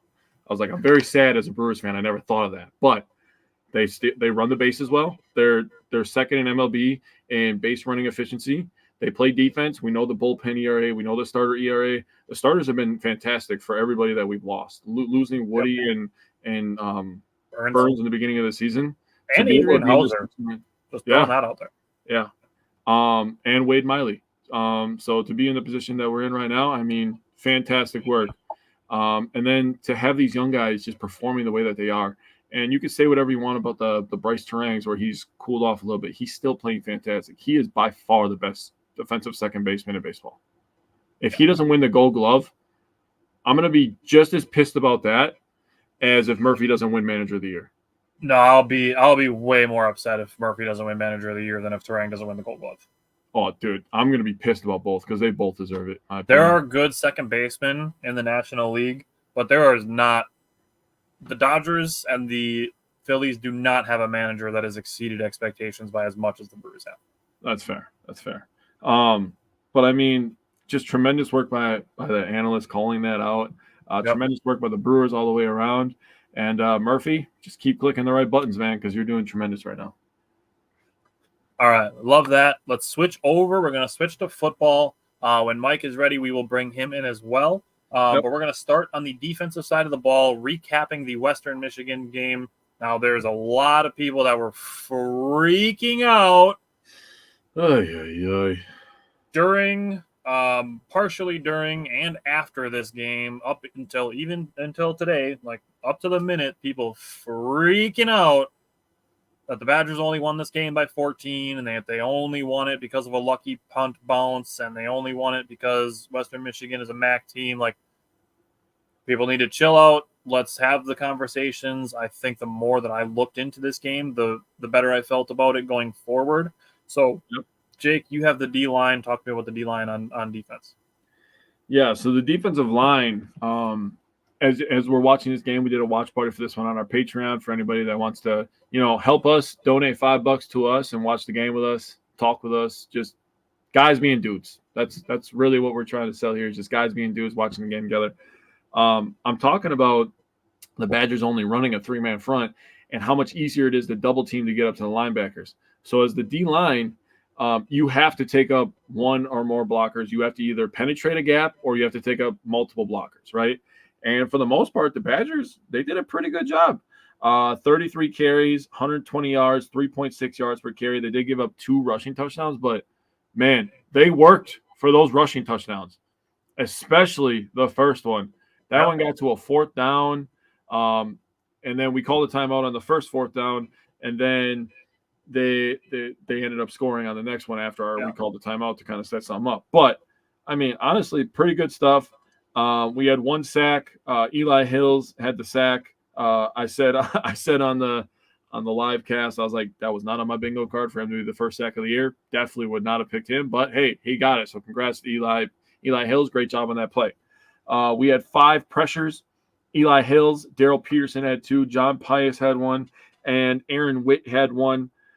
They had 6 run stops, and they had 10 tackles in run defense and 6 tackles in pass defense as just a defensive line. So good job by them getting those tackles. And Aaron Witt, one of the run stops that he had, one of the tackles that he had was the biggest stop of the game. So congrats to him. The D-line showed out, did exactly what I wanted them to do in game 1. Now they got to stack a good performance on top of a good performance, and that's how you become an elite unit. For sure. So I have the linebackers looking at it. Western Michigan ran 53 plays. Wisconsin, for comparison, ran 84 plays. So big difference there. And I think there are other things that we'll talk about when we get to the offensive side of the ball to really kind of quell some of the freaking out that's going on. But on the linebackers, there were 4 missed total tackles for the Badgers. 2 of them were by the linebackers. Not bad at all. The depth is a little bit still of a question mark for the Badgers linebackers, even though this was a group that we were excited about. Now, Christian Allegro combined with Aaron Witt for one of the biggest plays of the game, that stop on 4th down. Christian Allegro, to his credit, and again, we've talked about this with other teams, we don't put a lot of stock in the PFF grades. It's really just more of a guideline thing. We don't say like, oh my God, this guy was the highest graded. We don't put a ton of stock into it, but it's a measuring stick. And Christian Allegro was the 2nd highest graded player on the Badgers defense. Do you want to take a stab? It's in Mike's section who the 2nd highest graded was, or the 1st highest graded? Sorry, the 1st. Probably the guy that had 0 targets. Holman? No, it was not Ricardo Holman. How is it not Holman? Nobody threw at him. That should be like 100 grade as a corner, dude. Apparently, this is why we don't put stock into this in PFF. He was targeted once, didn't give up a reception, and that was it. Like, I don't know what else you expect him to do. But apparently he's PFF's number 12 graded coverage player and PFF's number 12 graded offense or defensive player. Number 1 is Xavier Lucas for the interception that he had. Could have probably guessed that because he had a crazy catch. But looking at stops, now this is a thing that's classified. When we talk about stops, it's classified as a first down and getting less than 40% of the line to gain. So this would be like holding them to 4 or less on first down. Second down, less than 50% of the line to gain. So if it's second down and 6, letting them get less than 3 yards. And then third down, not allowing a first down or a touchdown. Wisconsin had 23 stops in 53 plays. Nice. Plus 7 incompletions. That's 30 out of 53 plays. Essentially, the way that I look at it is Wisconsin won 56.6% of their plays versus Western Michigan's offense. I like that. I'd like it to be even a little bit higher, but honestly, I don't have a ton of complaints on that. Yeah. So it didn't seem like it that there was much pressure, but the Badgers did have 11 pressures on 21 dropbacks. That is a high pressure rate. It's basically 50% of dropbacks that there was pressure on the quarterback. And I understand that not all 11 happened on different plays. Like pressures can happen by multiple players on the same play, so it's not a perfect 11 plays had pressures on them, but there were 11 pressures during 21 dropbacks. So take that for what it is.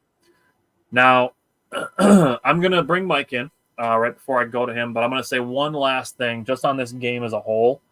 If this game goes that the Badgers score 14 and they start this game 14-0, and then Western Michigan scores and it's 14-7, and then Wisconsin scores another 14 and it's 28-7, and then Western Michigan scores another 7 and this game ends 28-14. If these points are scored in a different order but the same number of points, I don't think people are freaking out as much. And the other thing is seeing people being like, "Ooh, they were predicted to win by 23.5. They only won by 14." I don't really care. I really don't care. I don't care about your Vegas spread. I don't care. I don't care how much Vegas should win by. Vegas says they should win by, because at the end of the year, their record is calculated by wins and losses, not wins and losses against the spread. You want to know what betting is becoming? It's becoming like how fantasy football is, where people are like, "Oh, this guy stinks," and it's just like their personal feelings because he only had like 15 points when you're supposed to have 20 in fantasy football, and they lose their game because of that. That's what betting is. So I'm going to say this is, I'm not saying that the game was good, but people need to chill out. Saying dumb shit like, "Oh, this is barely counts as a win," or "Does it really feel like a win? Did we really win though?" Yes, they scored more points than their opponent. They are 1-0 in wins and losses. Like, stop saying dumb shit just because it didn't go to your expectations. I agreed. Mike, what do you think about the secondary? Oh, the secondary. Okay. Well, first off, I was going to say, like, overall, right? Did everything go as planned? No, absolutely not. But as Coach Fickle pointed out last year when he took the job and this year in fall camp, what quarter did the Badgers win in? Ultimately, overall last game. Yep. Most important one. Fourth quarter. That was a problem last season. A big problem. Just losing the fourth quarter when we were in games. And there's one thing, just looking back at it, again, did everything go as planned? Absolutely not. We won the fourth quarter. We actually smoked the other team in the fourth quarter, if we're going to be honest. So that's one thing I go back to at the end of the day. Not even I said if the Badgers play the way that they did over the last 12 minutes, then I'm perfectly fine. Yeah. That was what I said.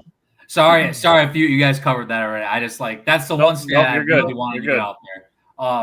But I mean, the secondary overall, it wasn't really tested too much, I guess, in the grand scheme of things. There were 5 plays of 12 yards or more in this game, 3 of which were over 20. So, but nothing went deep or anything. It was kind of like on short passes, and they kind of got through. But starting off with their boy, Rico Hallman, didn't get much action at all.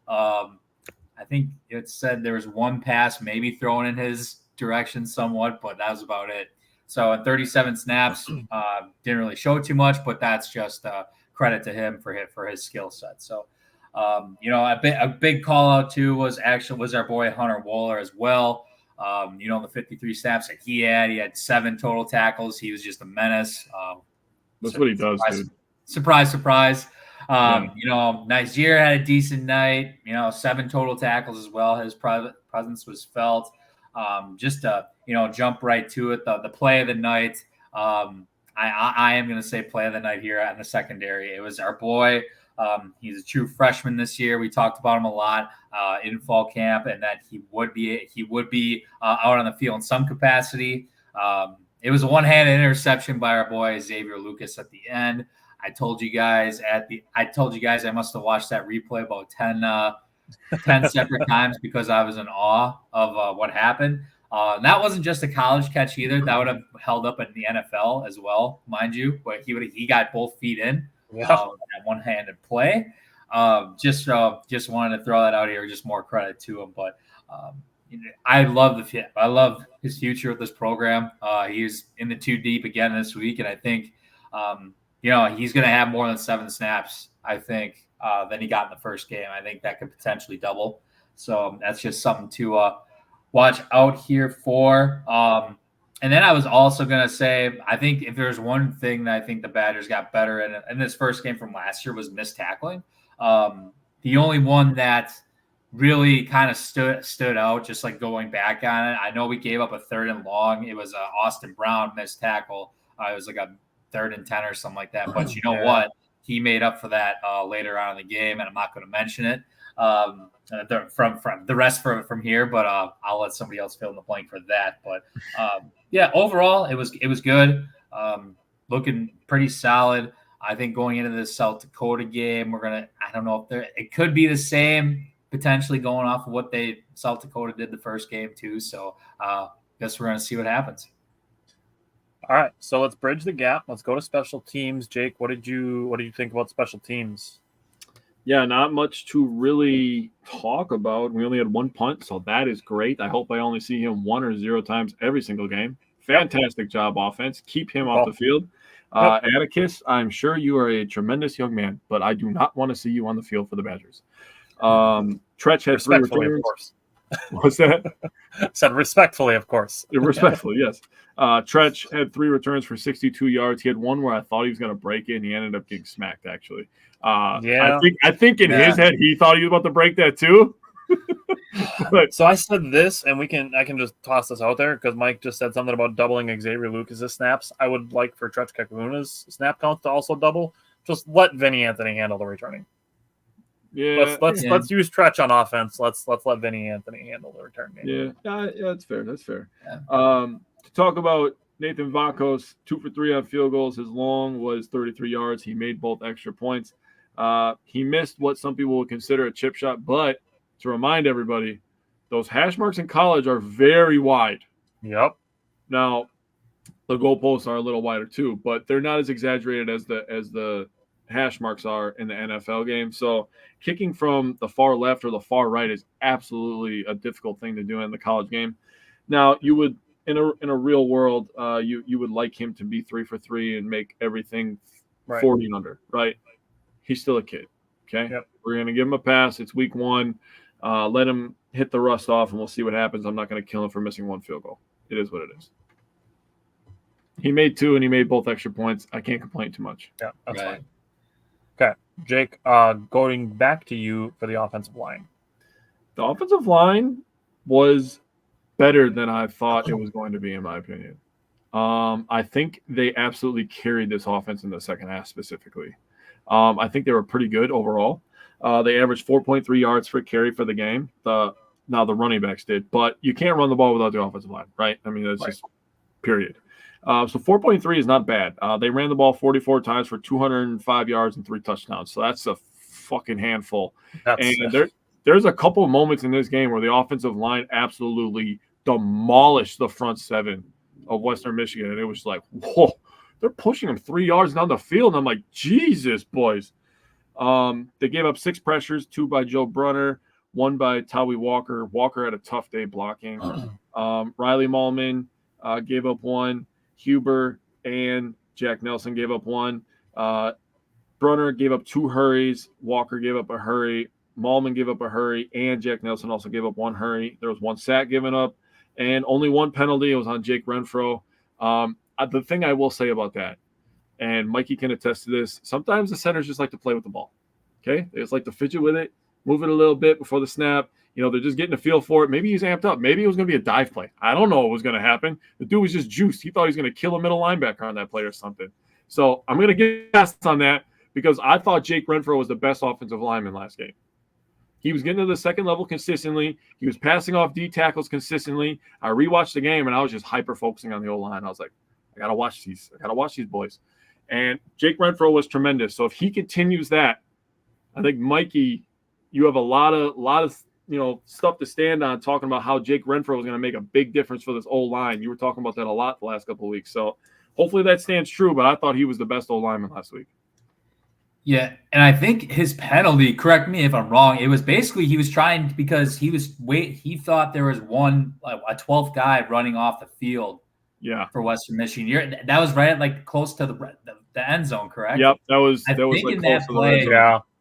There's a player for Western Michigan that was trying to rush off the field. I think that he was looking at that, and I think he was kind of trying to make something happen. I guess. Yeah, I think he outsmarted everybody else in the field. I'm pretty sure. I can look at that too, but I think that's what it was. To be honest, and looking at it, it's like, damn, good try. Yeah, but they give centers false starts all the time for playing with the ball and doing the. I know what you mean. Stuff. Yeah, so I give centers a pass and that kind of stuff. It's like the ref can kind of decide how much of a douche he wants to be. Yeah, that's the same thing with holding. People are like, "Oh, holding penalties." It's like there's holding on every single play. There on every single play. Now the egregious ones where they're around the neck and stuff. Right, you gotta call that. Or you see a jersey go like this. Yeah, I mean, come on. Yeah. You got to let some of that go because the defense is pushing on their neck and stuff. O-line is not a pretty position to play. No. They call it the trenches for a reason. That is terrible to play. As far as the passing game is concerned, I'd like to see, and I know this was a big point of contention. Steve, if you're watching, I know you brought this up a lot about not going downfield. I know a lot of people brought up the Badgers not taking deep shots. So I do agree to a point.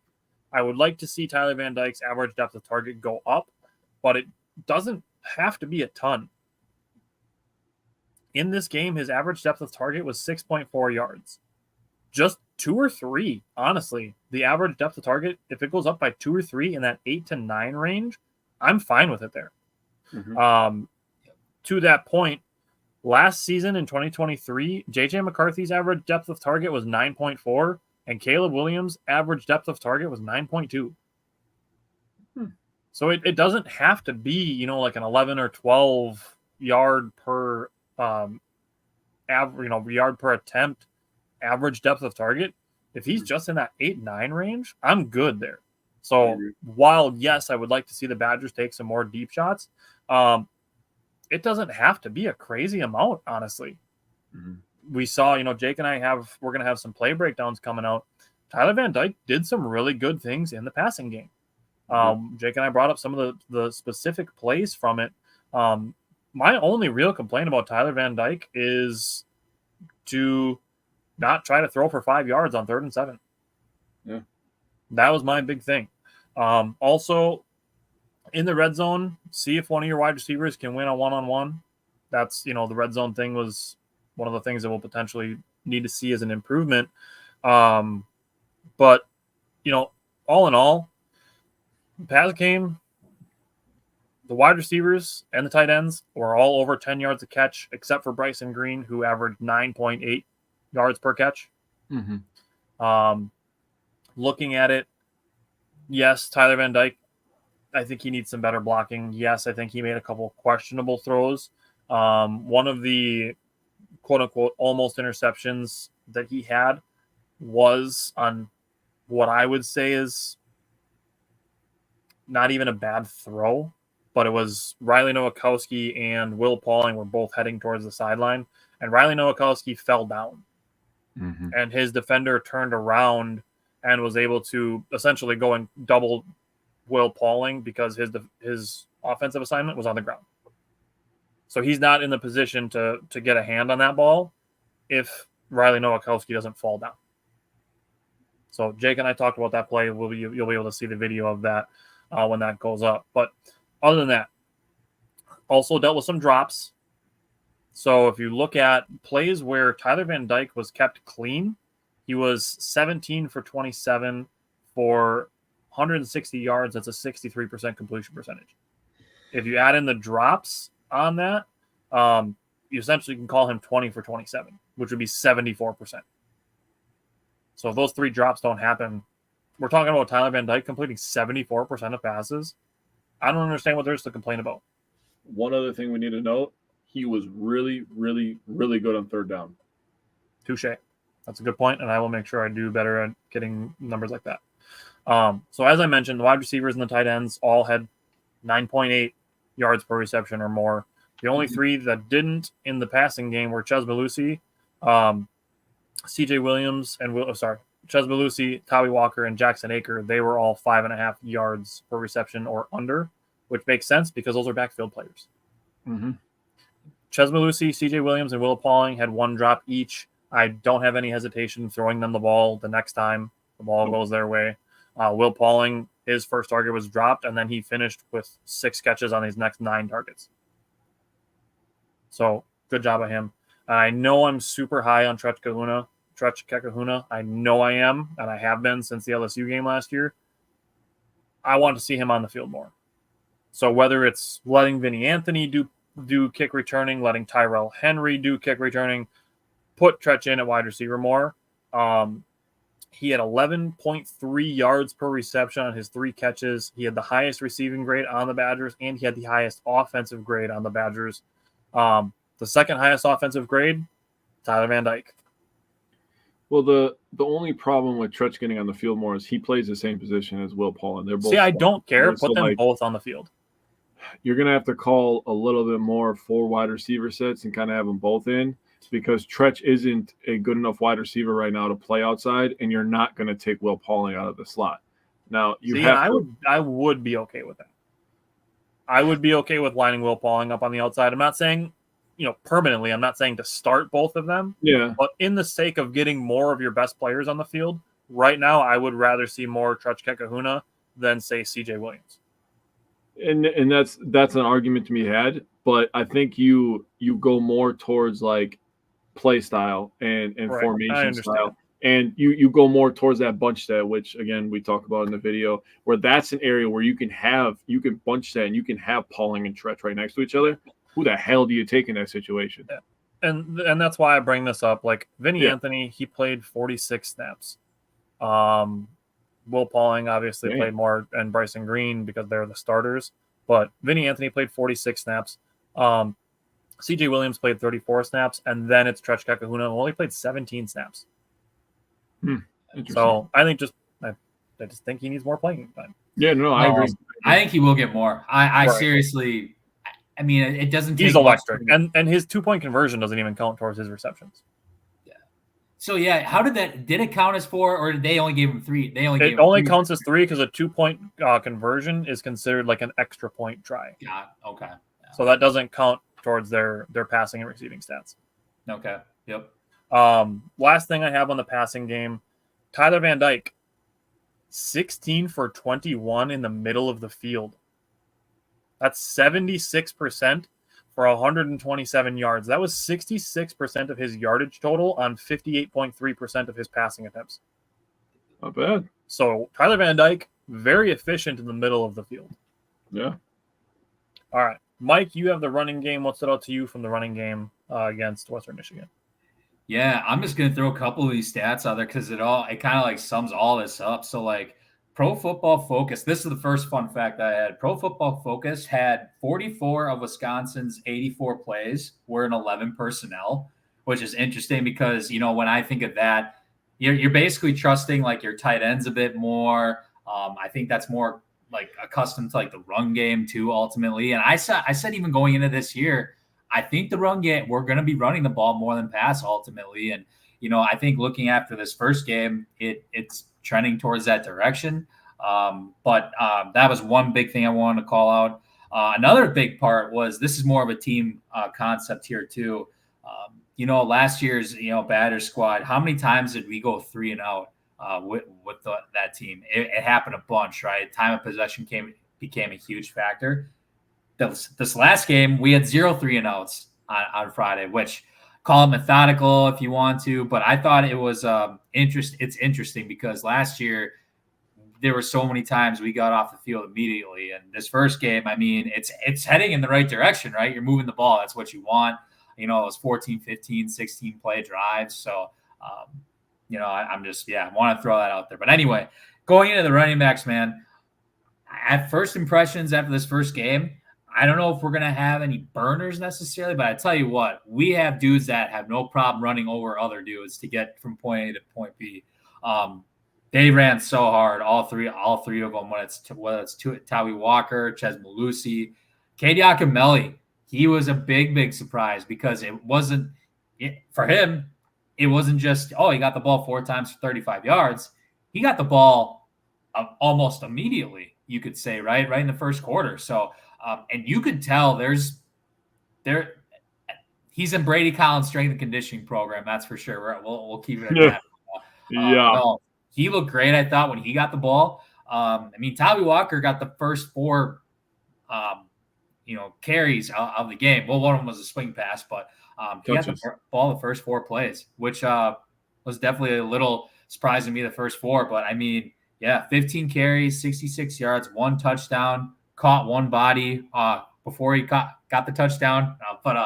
No, between him and Ches Malusi, those dudes have no problem running over other guys to get, like I said, from point A to point B. It was fun to watch. I'm still curious to see if one of them's going to get out in space and just like sprint for like a 50, 60-yard run one of these games. I'd love to see it, but we got Ches Malusi. He had 19 carries, 74 yards, and 1 touchdown.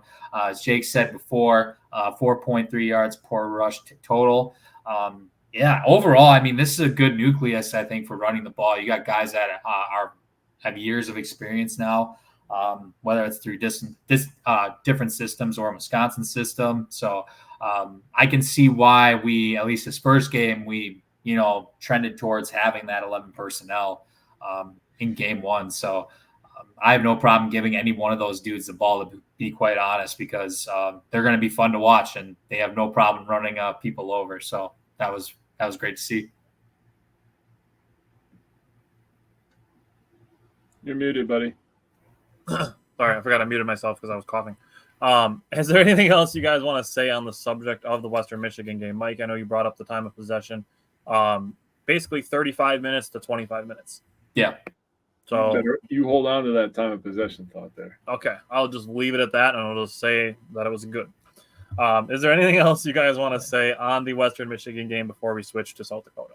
No. Wins are wins. Be patient. Chill out. Yes. Okay. So let's switch to South Dakota. Jake, what are you watching for from the Badgers defense against South Dakota this weekend? So I took a lot away. I actually did an insane amount of research with that extra day off. Can you imagine if I had every day to do this? Holy crap. Yeah. You will one day. Yeah, I got one day and I was like, dude, I am getting so much information right now. So there was some things I took away, and I said hold on to that time of possession because South Dakota won their game 45-3 and they lost time of possession. Did they score defensive touchdowns or what? So it's crazy. They ran the ball like crazy. They ran the ball 38 times for 266 yards. They averaged 7 yards per carry. They also had a kick return of 97 yards that wasn't a touchdown. They had a punt return of 55 yards that wasn't a touchdown. And they forced 3 turnovers. Okay.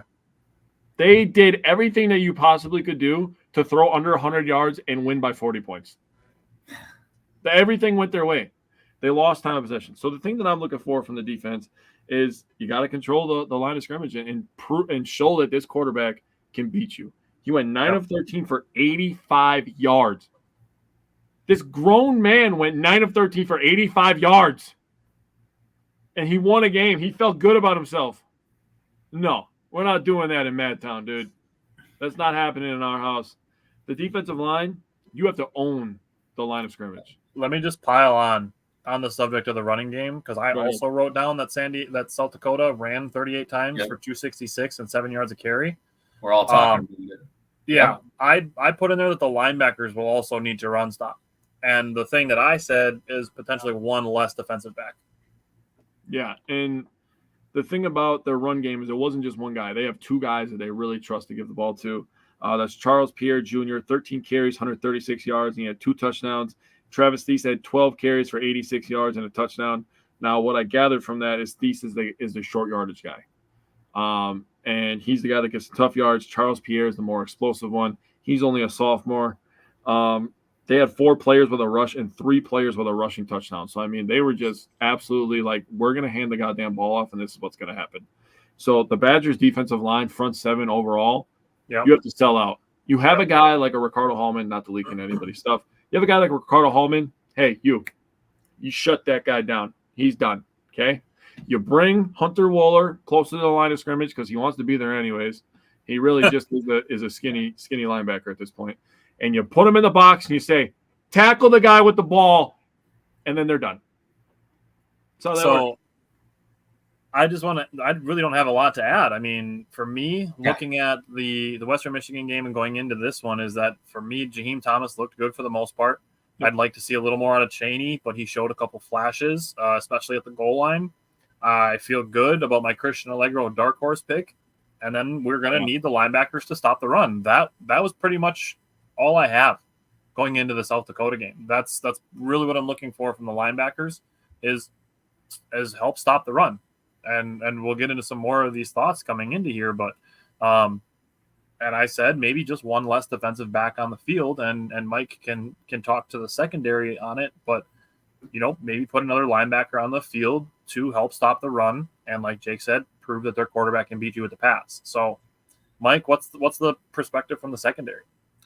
I mean, yeah, one of my things. Well, I wrote down, even Tyler. It's funny you say that. I wrote down put in Christian Allegro more. He needs more snaps because he looked great.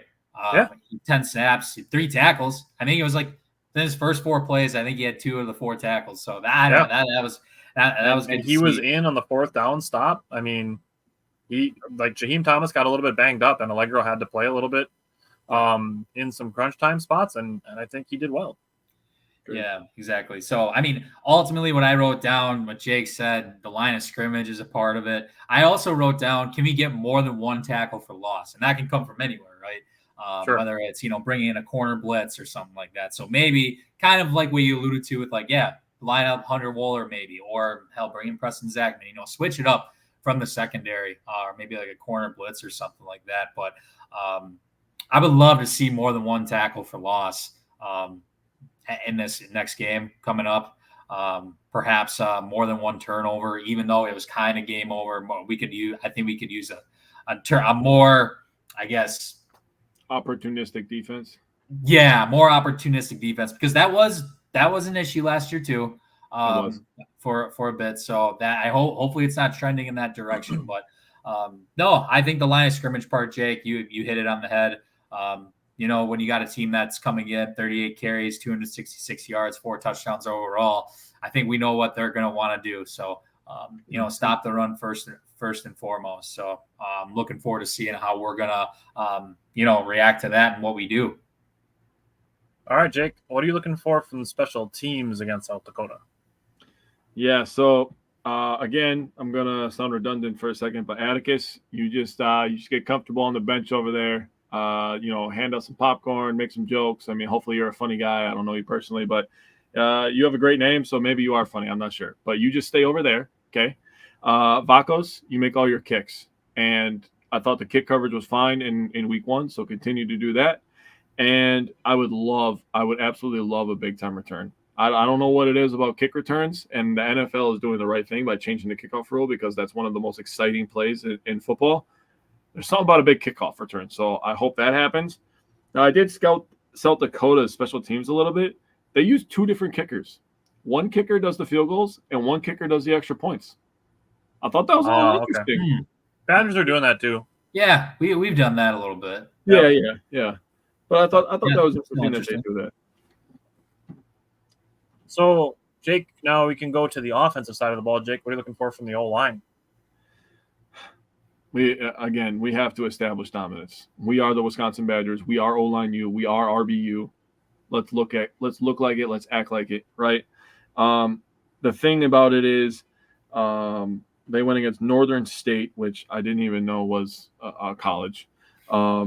They actually did pretty good running the ball. They won time possession 31-55 to 28-05. They ran the ball 40 times for 147 yards. That's 3.7 yards per carry. You get close to 4 yards per carry on 40 carries. That's pretty damn consistent, in my opinion.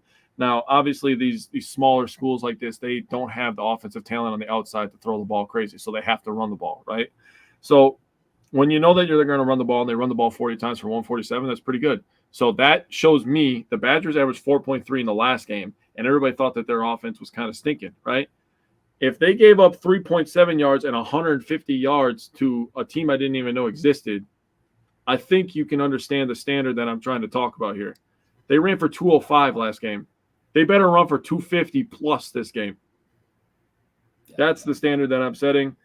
So offensive line, you got to carry us. I've seen you guys be dominant at times last week, so do it again. So in the passing game, like I already mentioned this, I'd like to see Tyler Van Dyke's average depth of target go up, and it doesn't have to be by a ton. And like I mentioned also, just see if one of your wide receivers can win one-on-one. Yep. We saw Tretch Kekahuna on the 2-point conversion show some insane athleticism. Throw him a jump ball. See what happens. The thing with South Dakota, they only faced 11 pass attempts last week. So Jake just talked about it, that Northern State ran the ball a ton. They ran the ball a ton. Mm-hmm. So looking at it, with South Dakota only facing 11 passing attempts from the opposing starter last week, 8 of them were completed. That is a high percentage. That is a high percentage. So hopefully that Wisconsin can use this game to open some things up in the passing game. Mm-hmm. So, Mike, what are you looking for from the running game? I mean, a good complementary football. I mean, whether that's just, Ches and Tawi getting the reps, or again, Yakimelli is more than capable of doing it. Maybe we see some freshmen play this week. I sure wouldn't mind it.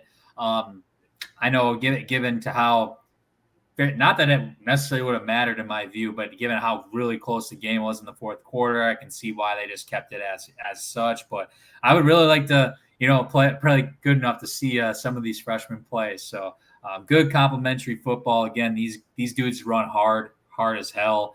Maybe one breaks out for a big game this week, but I got no complaints as far as, watching any of these guys play, right? So just play good complementary football. They had just about the same amount of snaps with Ches and Tawi, that is. And then, sprinkle a little Cade on there too, maybe Jackson Aker if he's out there. But hopefully I'm hoping we get to see maybe all 5 or 6 running backs this weekend, just get an idea of what the future holds at Badger Country. What a time to be alive that would be, to see 6 running backs have carries. Yeah. I think it could happen. I think it could happen. Mike, I'm going to stick with you. Give me your X factor for Saturday. We've kind of talked about it. I haven't yet, but I would love to see a couple explosive plays, or at least attempts. I feel like, I brought up the word before, but it looked like we were a little, stagnant or methodical, I guess you could say, on Friday with some of our positions. I would just like to see, let's send freaking Will Pauling deep on a fly and just see what happens. You know what I mean? Just take a couple of those deep shots, I feel like, just to open it up a little bit, because, I think this is going to be a great opportunity to test that out. And, there's a reason why we got Tyler Van Dyke, as a starter. A big part of it was because of his arm, right? If not to say it wasn't the worst thing in the world, but I feel like with Friday's game, if that's going to be how we are this year, I don't see why we brought Tyler Van Dyke in. I think Brandon Locke can do that sort of like style that we had on Friday. Yeah. I think there's a reason why Tyler Van Dyke's the quarterback, and I think it's because to take some of those potential deep shots that are needed, I think, with this team going into this year. We just got to, test that out. I feel like, I think, again, this is a good audition or a good opportunity to try that out with at least not one, but even a couple of our guys, whether that's Bryson Green with a big body, or you send Will Pauling deep, or you send Tretch deep, because anybody who, guards him gets blown by like all the time. Yep. So I would just like to see that. And then I just go back to, can we just get one more, more than one tackle for loss? I would love to see some more tackles behind the line of scrimmage, whether that's through blitzing or, see another play by Elijah Hills, for example, or another D lineman maybe clutches up. So, I would say that. All right, Jake, who is your X factor? My X factor is also Van Dyke. I think that Did you say Vincent Van Dyke? No, Tyler Van Dyke.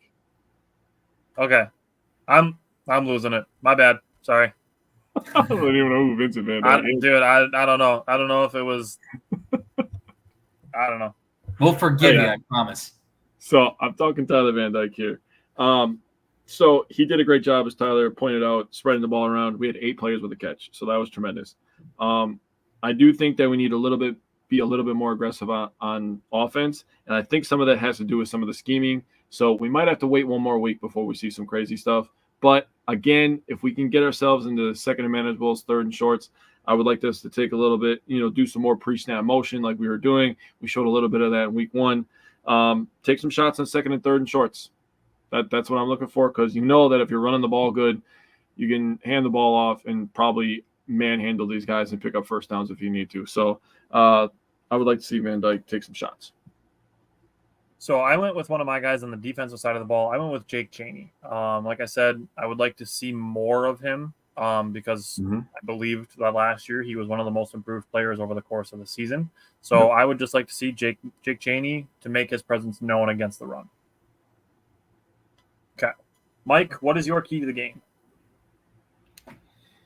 The line of scrimmage, man. I'm bringing it just like last week with how South Dakota, how much they run the ball. That's the first thing that jumps out. I mean, I would love to see one of their receivers even get on the same field with Rico Hallman and go one-on-one and see what happens, right? So we got to stop the line of scrimmage. I mean, did we do an okay job of it last week? Yes. But I would say at this point we are also more vulnerable on that sort of the space right now than we are than in the passing game. So I just want to see I want to see some crazy shit at the line of scrimmage and just establish it at the end of the day, but make our presence felt. That's what I would say going into this one for sure. All righty, Jake, what's your key to the game? Badgers dominate line of scrimmage for 60 minutes. That's all I got. There you go. I mean, that's hey, wait, Mike, I'm not mad at it. I'm not Yeah. mad at you for 1 second. That has to happen. Yeah. Okay, can I say the thing that you guys both just said in a different way? Yeah, sure. Yes. Go ahead. I said dictate the play style. Ooh, there you go. Stop their run and exploit with our pass. That's the writer in Tyler right there. Yeah. All right, Mike, give me your first score prediction. We do these scores, one from the head, one from the heart. Head being the more analytical one, score from the heart being the more optimistic if everything goes right. For context, I'm going to use the spread. The Badgers are favored by 12.5. I'm going to take that and now crumple it up and throw it out. Mike, what is your score prediction from the head? Did you say 12.5? No, 12.5 was the last thing I saw. Wow, that's That was interesting. From the head, I actually got 34-12 Badgers. And with those 12 points, I kind of specifically wrote they're going to get 6 of those with the final 2 to 3 minutes of the game. So, yeah, All right. we got to get over 30 points. That's something I feel like that we've struggled to do the last season, even potentially going into this year. We just got to get over 30. I would really love to get over 30 with this team. We got to show offensively. Maybe we'll get a defensive touchdown too. I got to get over 30 points with this team to feel really good, going into Bama next week. So I'm really sorry, Mike. I have the Badgers scoring 28. Oh, damn. I have the Badgers 28-17. Okay, fair enough. All right, Jake. Seems realistic. I try. Mine is more on the wavelength of Mike. I think they get a fourth quarter touchdown to kind of make the game look a little bit better as well. But I have 38-14. I have us whooping that ass this week. I think Fickle's going to have the boys ready. I like it. All right, Mike, what's your score prediction from the heart? I got 42-10. Yeah, 42-10 from the heart. We need our boys to just like absolutely just go out there and just beat the piss out of. Yeah. I am so down. So sign me up South for that. Dakota needs to be the victim. I'm super down for that. From the heart, I have 35-13. That would be a convincing win that I would feel good about. So that's what I have for my heart. Jake, what do you have from the heart? Mike, we were so close, dude. Yeah? I have 41-10. 41-10. Oh, no way. Nice. Yes, dude. I have us getting a couple field goals after we score 5 touchdowns. Our kicker could use the practice. Okay. Two field goals to go with 5 touchdowns. I was like, 41 sounds good. 41-10. We beat that ass. Everybody feels good going into Bama. We're 2-0. Maybe we get ranked. I don't know. Yeah. Probably not. And as we've seen with other teams, being ranked does not matter. Florida State. So being ranked isn't a guarantee of anything. So it's not like Oregon was projected to win by like 49.5 and won by 10. Not like anything like that ever happened in a college football game this weekend. But I'm just I just work here. So thanks guys for joining us. Thanks everybody for commenting along and following along. Before we go, I do just want to say September is Suicide Awareness Month. If you need help, ask for it. Something that I can say as far as what we've done with this show, working with Mental Health America, doing our show from an optimistic and realistic perspective, is having good people around you is tremendously important. And cutting out bad people from around you. It's a tremendously important thing for life. So I can thank Jake and Mike by extension for being around. But Jake is obviously my ride or die best friend that I talk to every single day about everything. Having good people around you is so important.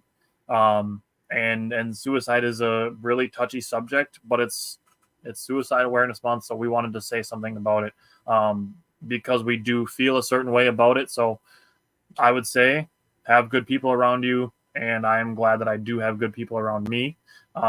Jake, I don't know if you wanted to add anything on, or Mike, you as well. Yeah, so not many people will know, but these two do. Yesterday was my birthday, and I had a moment, and I'm not afraid to admit this. I had a moment where I was like literally brought to tears because I was just so proud of the people that I've surrounded myself with. I have so many, I may not have 10 million followers on social media, but I don't need that because I feel like I have 10 million followers in my life that support me with every step that I take. And I cannot thank you guys enough for everything that you guys do for me. Now, if you guys don't have that feeling, I promise you, I'll do my best. I don't speak for people much, but I know Tyler will be there too. If you guys really need somebody to talk to, if you're really in a tough situation, we'll be there for you. I'm a busy guy. I have kids. I do the podcast. I work a full-time job. Tyler's the same thing. Mike is just on his grown man stuff, scheduling trucks. But if you need help, seriously, we will be there for you. We'll talk to you. We can point you in the right direction. We know people that can help you with stuff like this. Yep. Don't end your life over some stupid. Seriously, I've seen too many people in my life, and I'm only 32 now. Now, Tyler calls me grandpa and jokes around about it, but 32 years old, I've seen way too many people end their lives over something that could be dealt with in different ways. So if you guys really need somebody, we're here for you. And thank you to all the people that are there for me. And with that, let's just enjoy sports and be great fans. Yes, sir. All righty. All right, we will be back Friday night. If you follow us on Patreon, we will be live Friday night for the watch party for the Packers season opener. That's a thing that's happening. Oh, and then my we will be God. recapping that game next Tuesday. We will have a recap on next Tuesday for the NFL season. It is here. It is back. And then we will be back again next Wednesday with more Brewers and Badgers. So until next Wednesday, next Tuesday, or Friday, we will see you then. Go Pack, go, baby. Sir.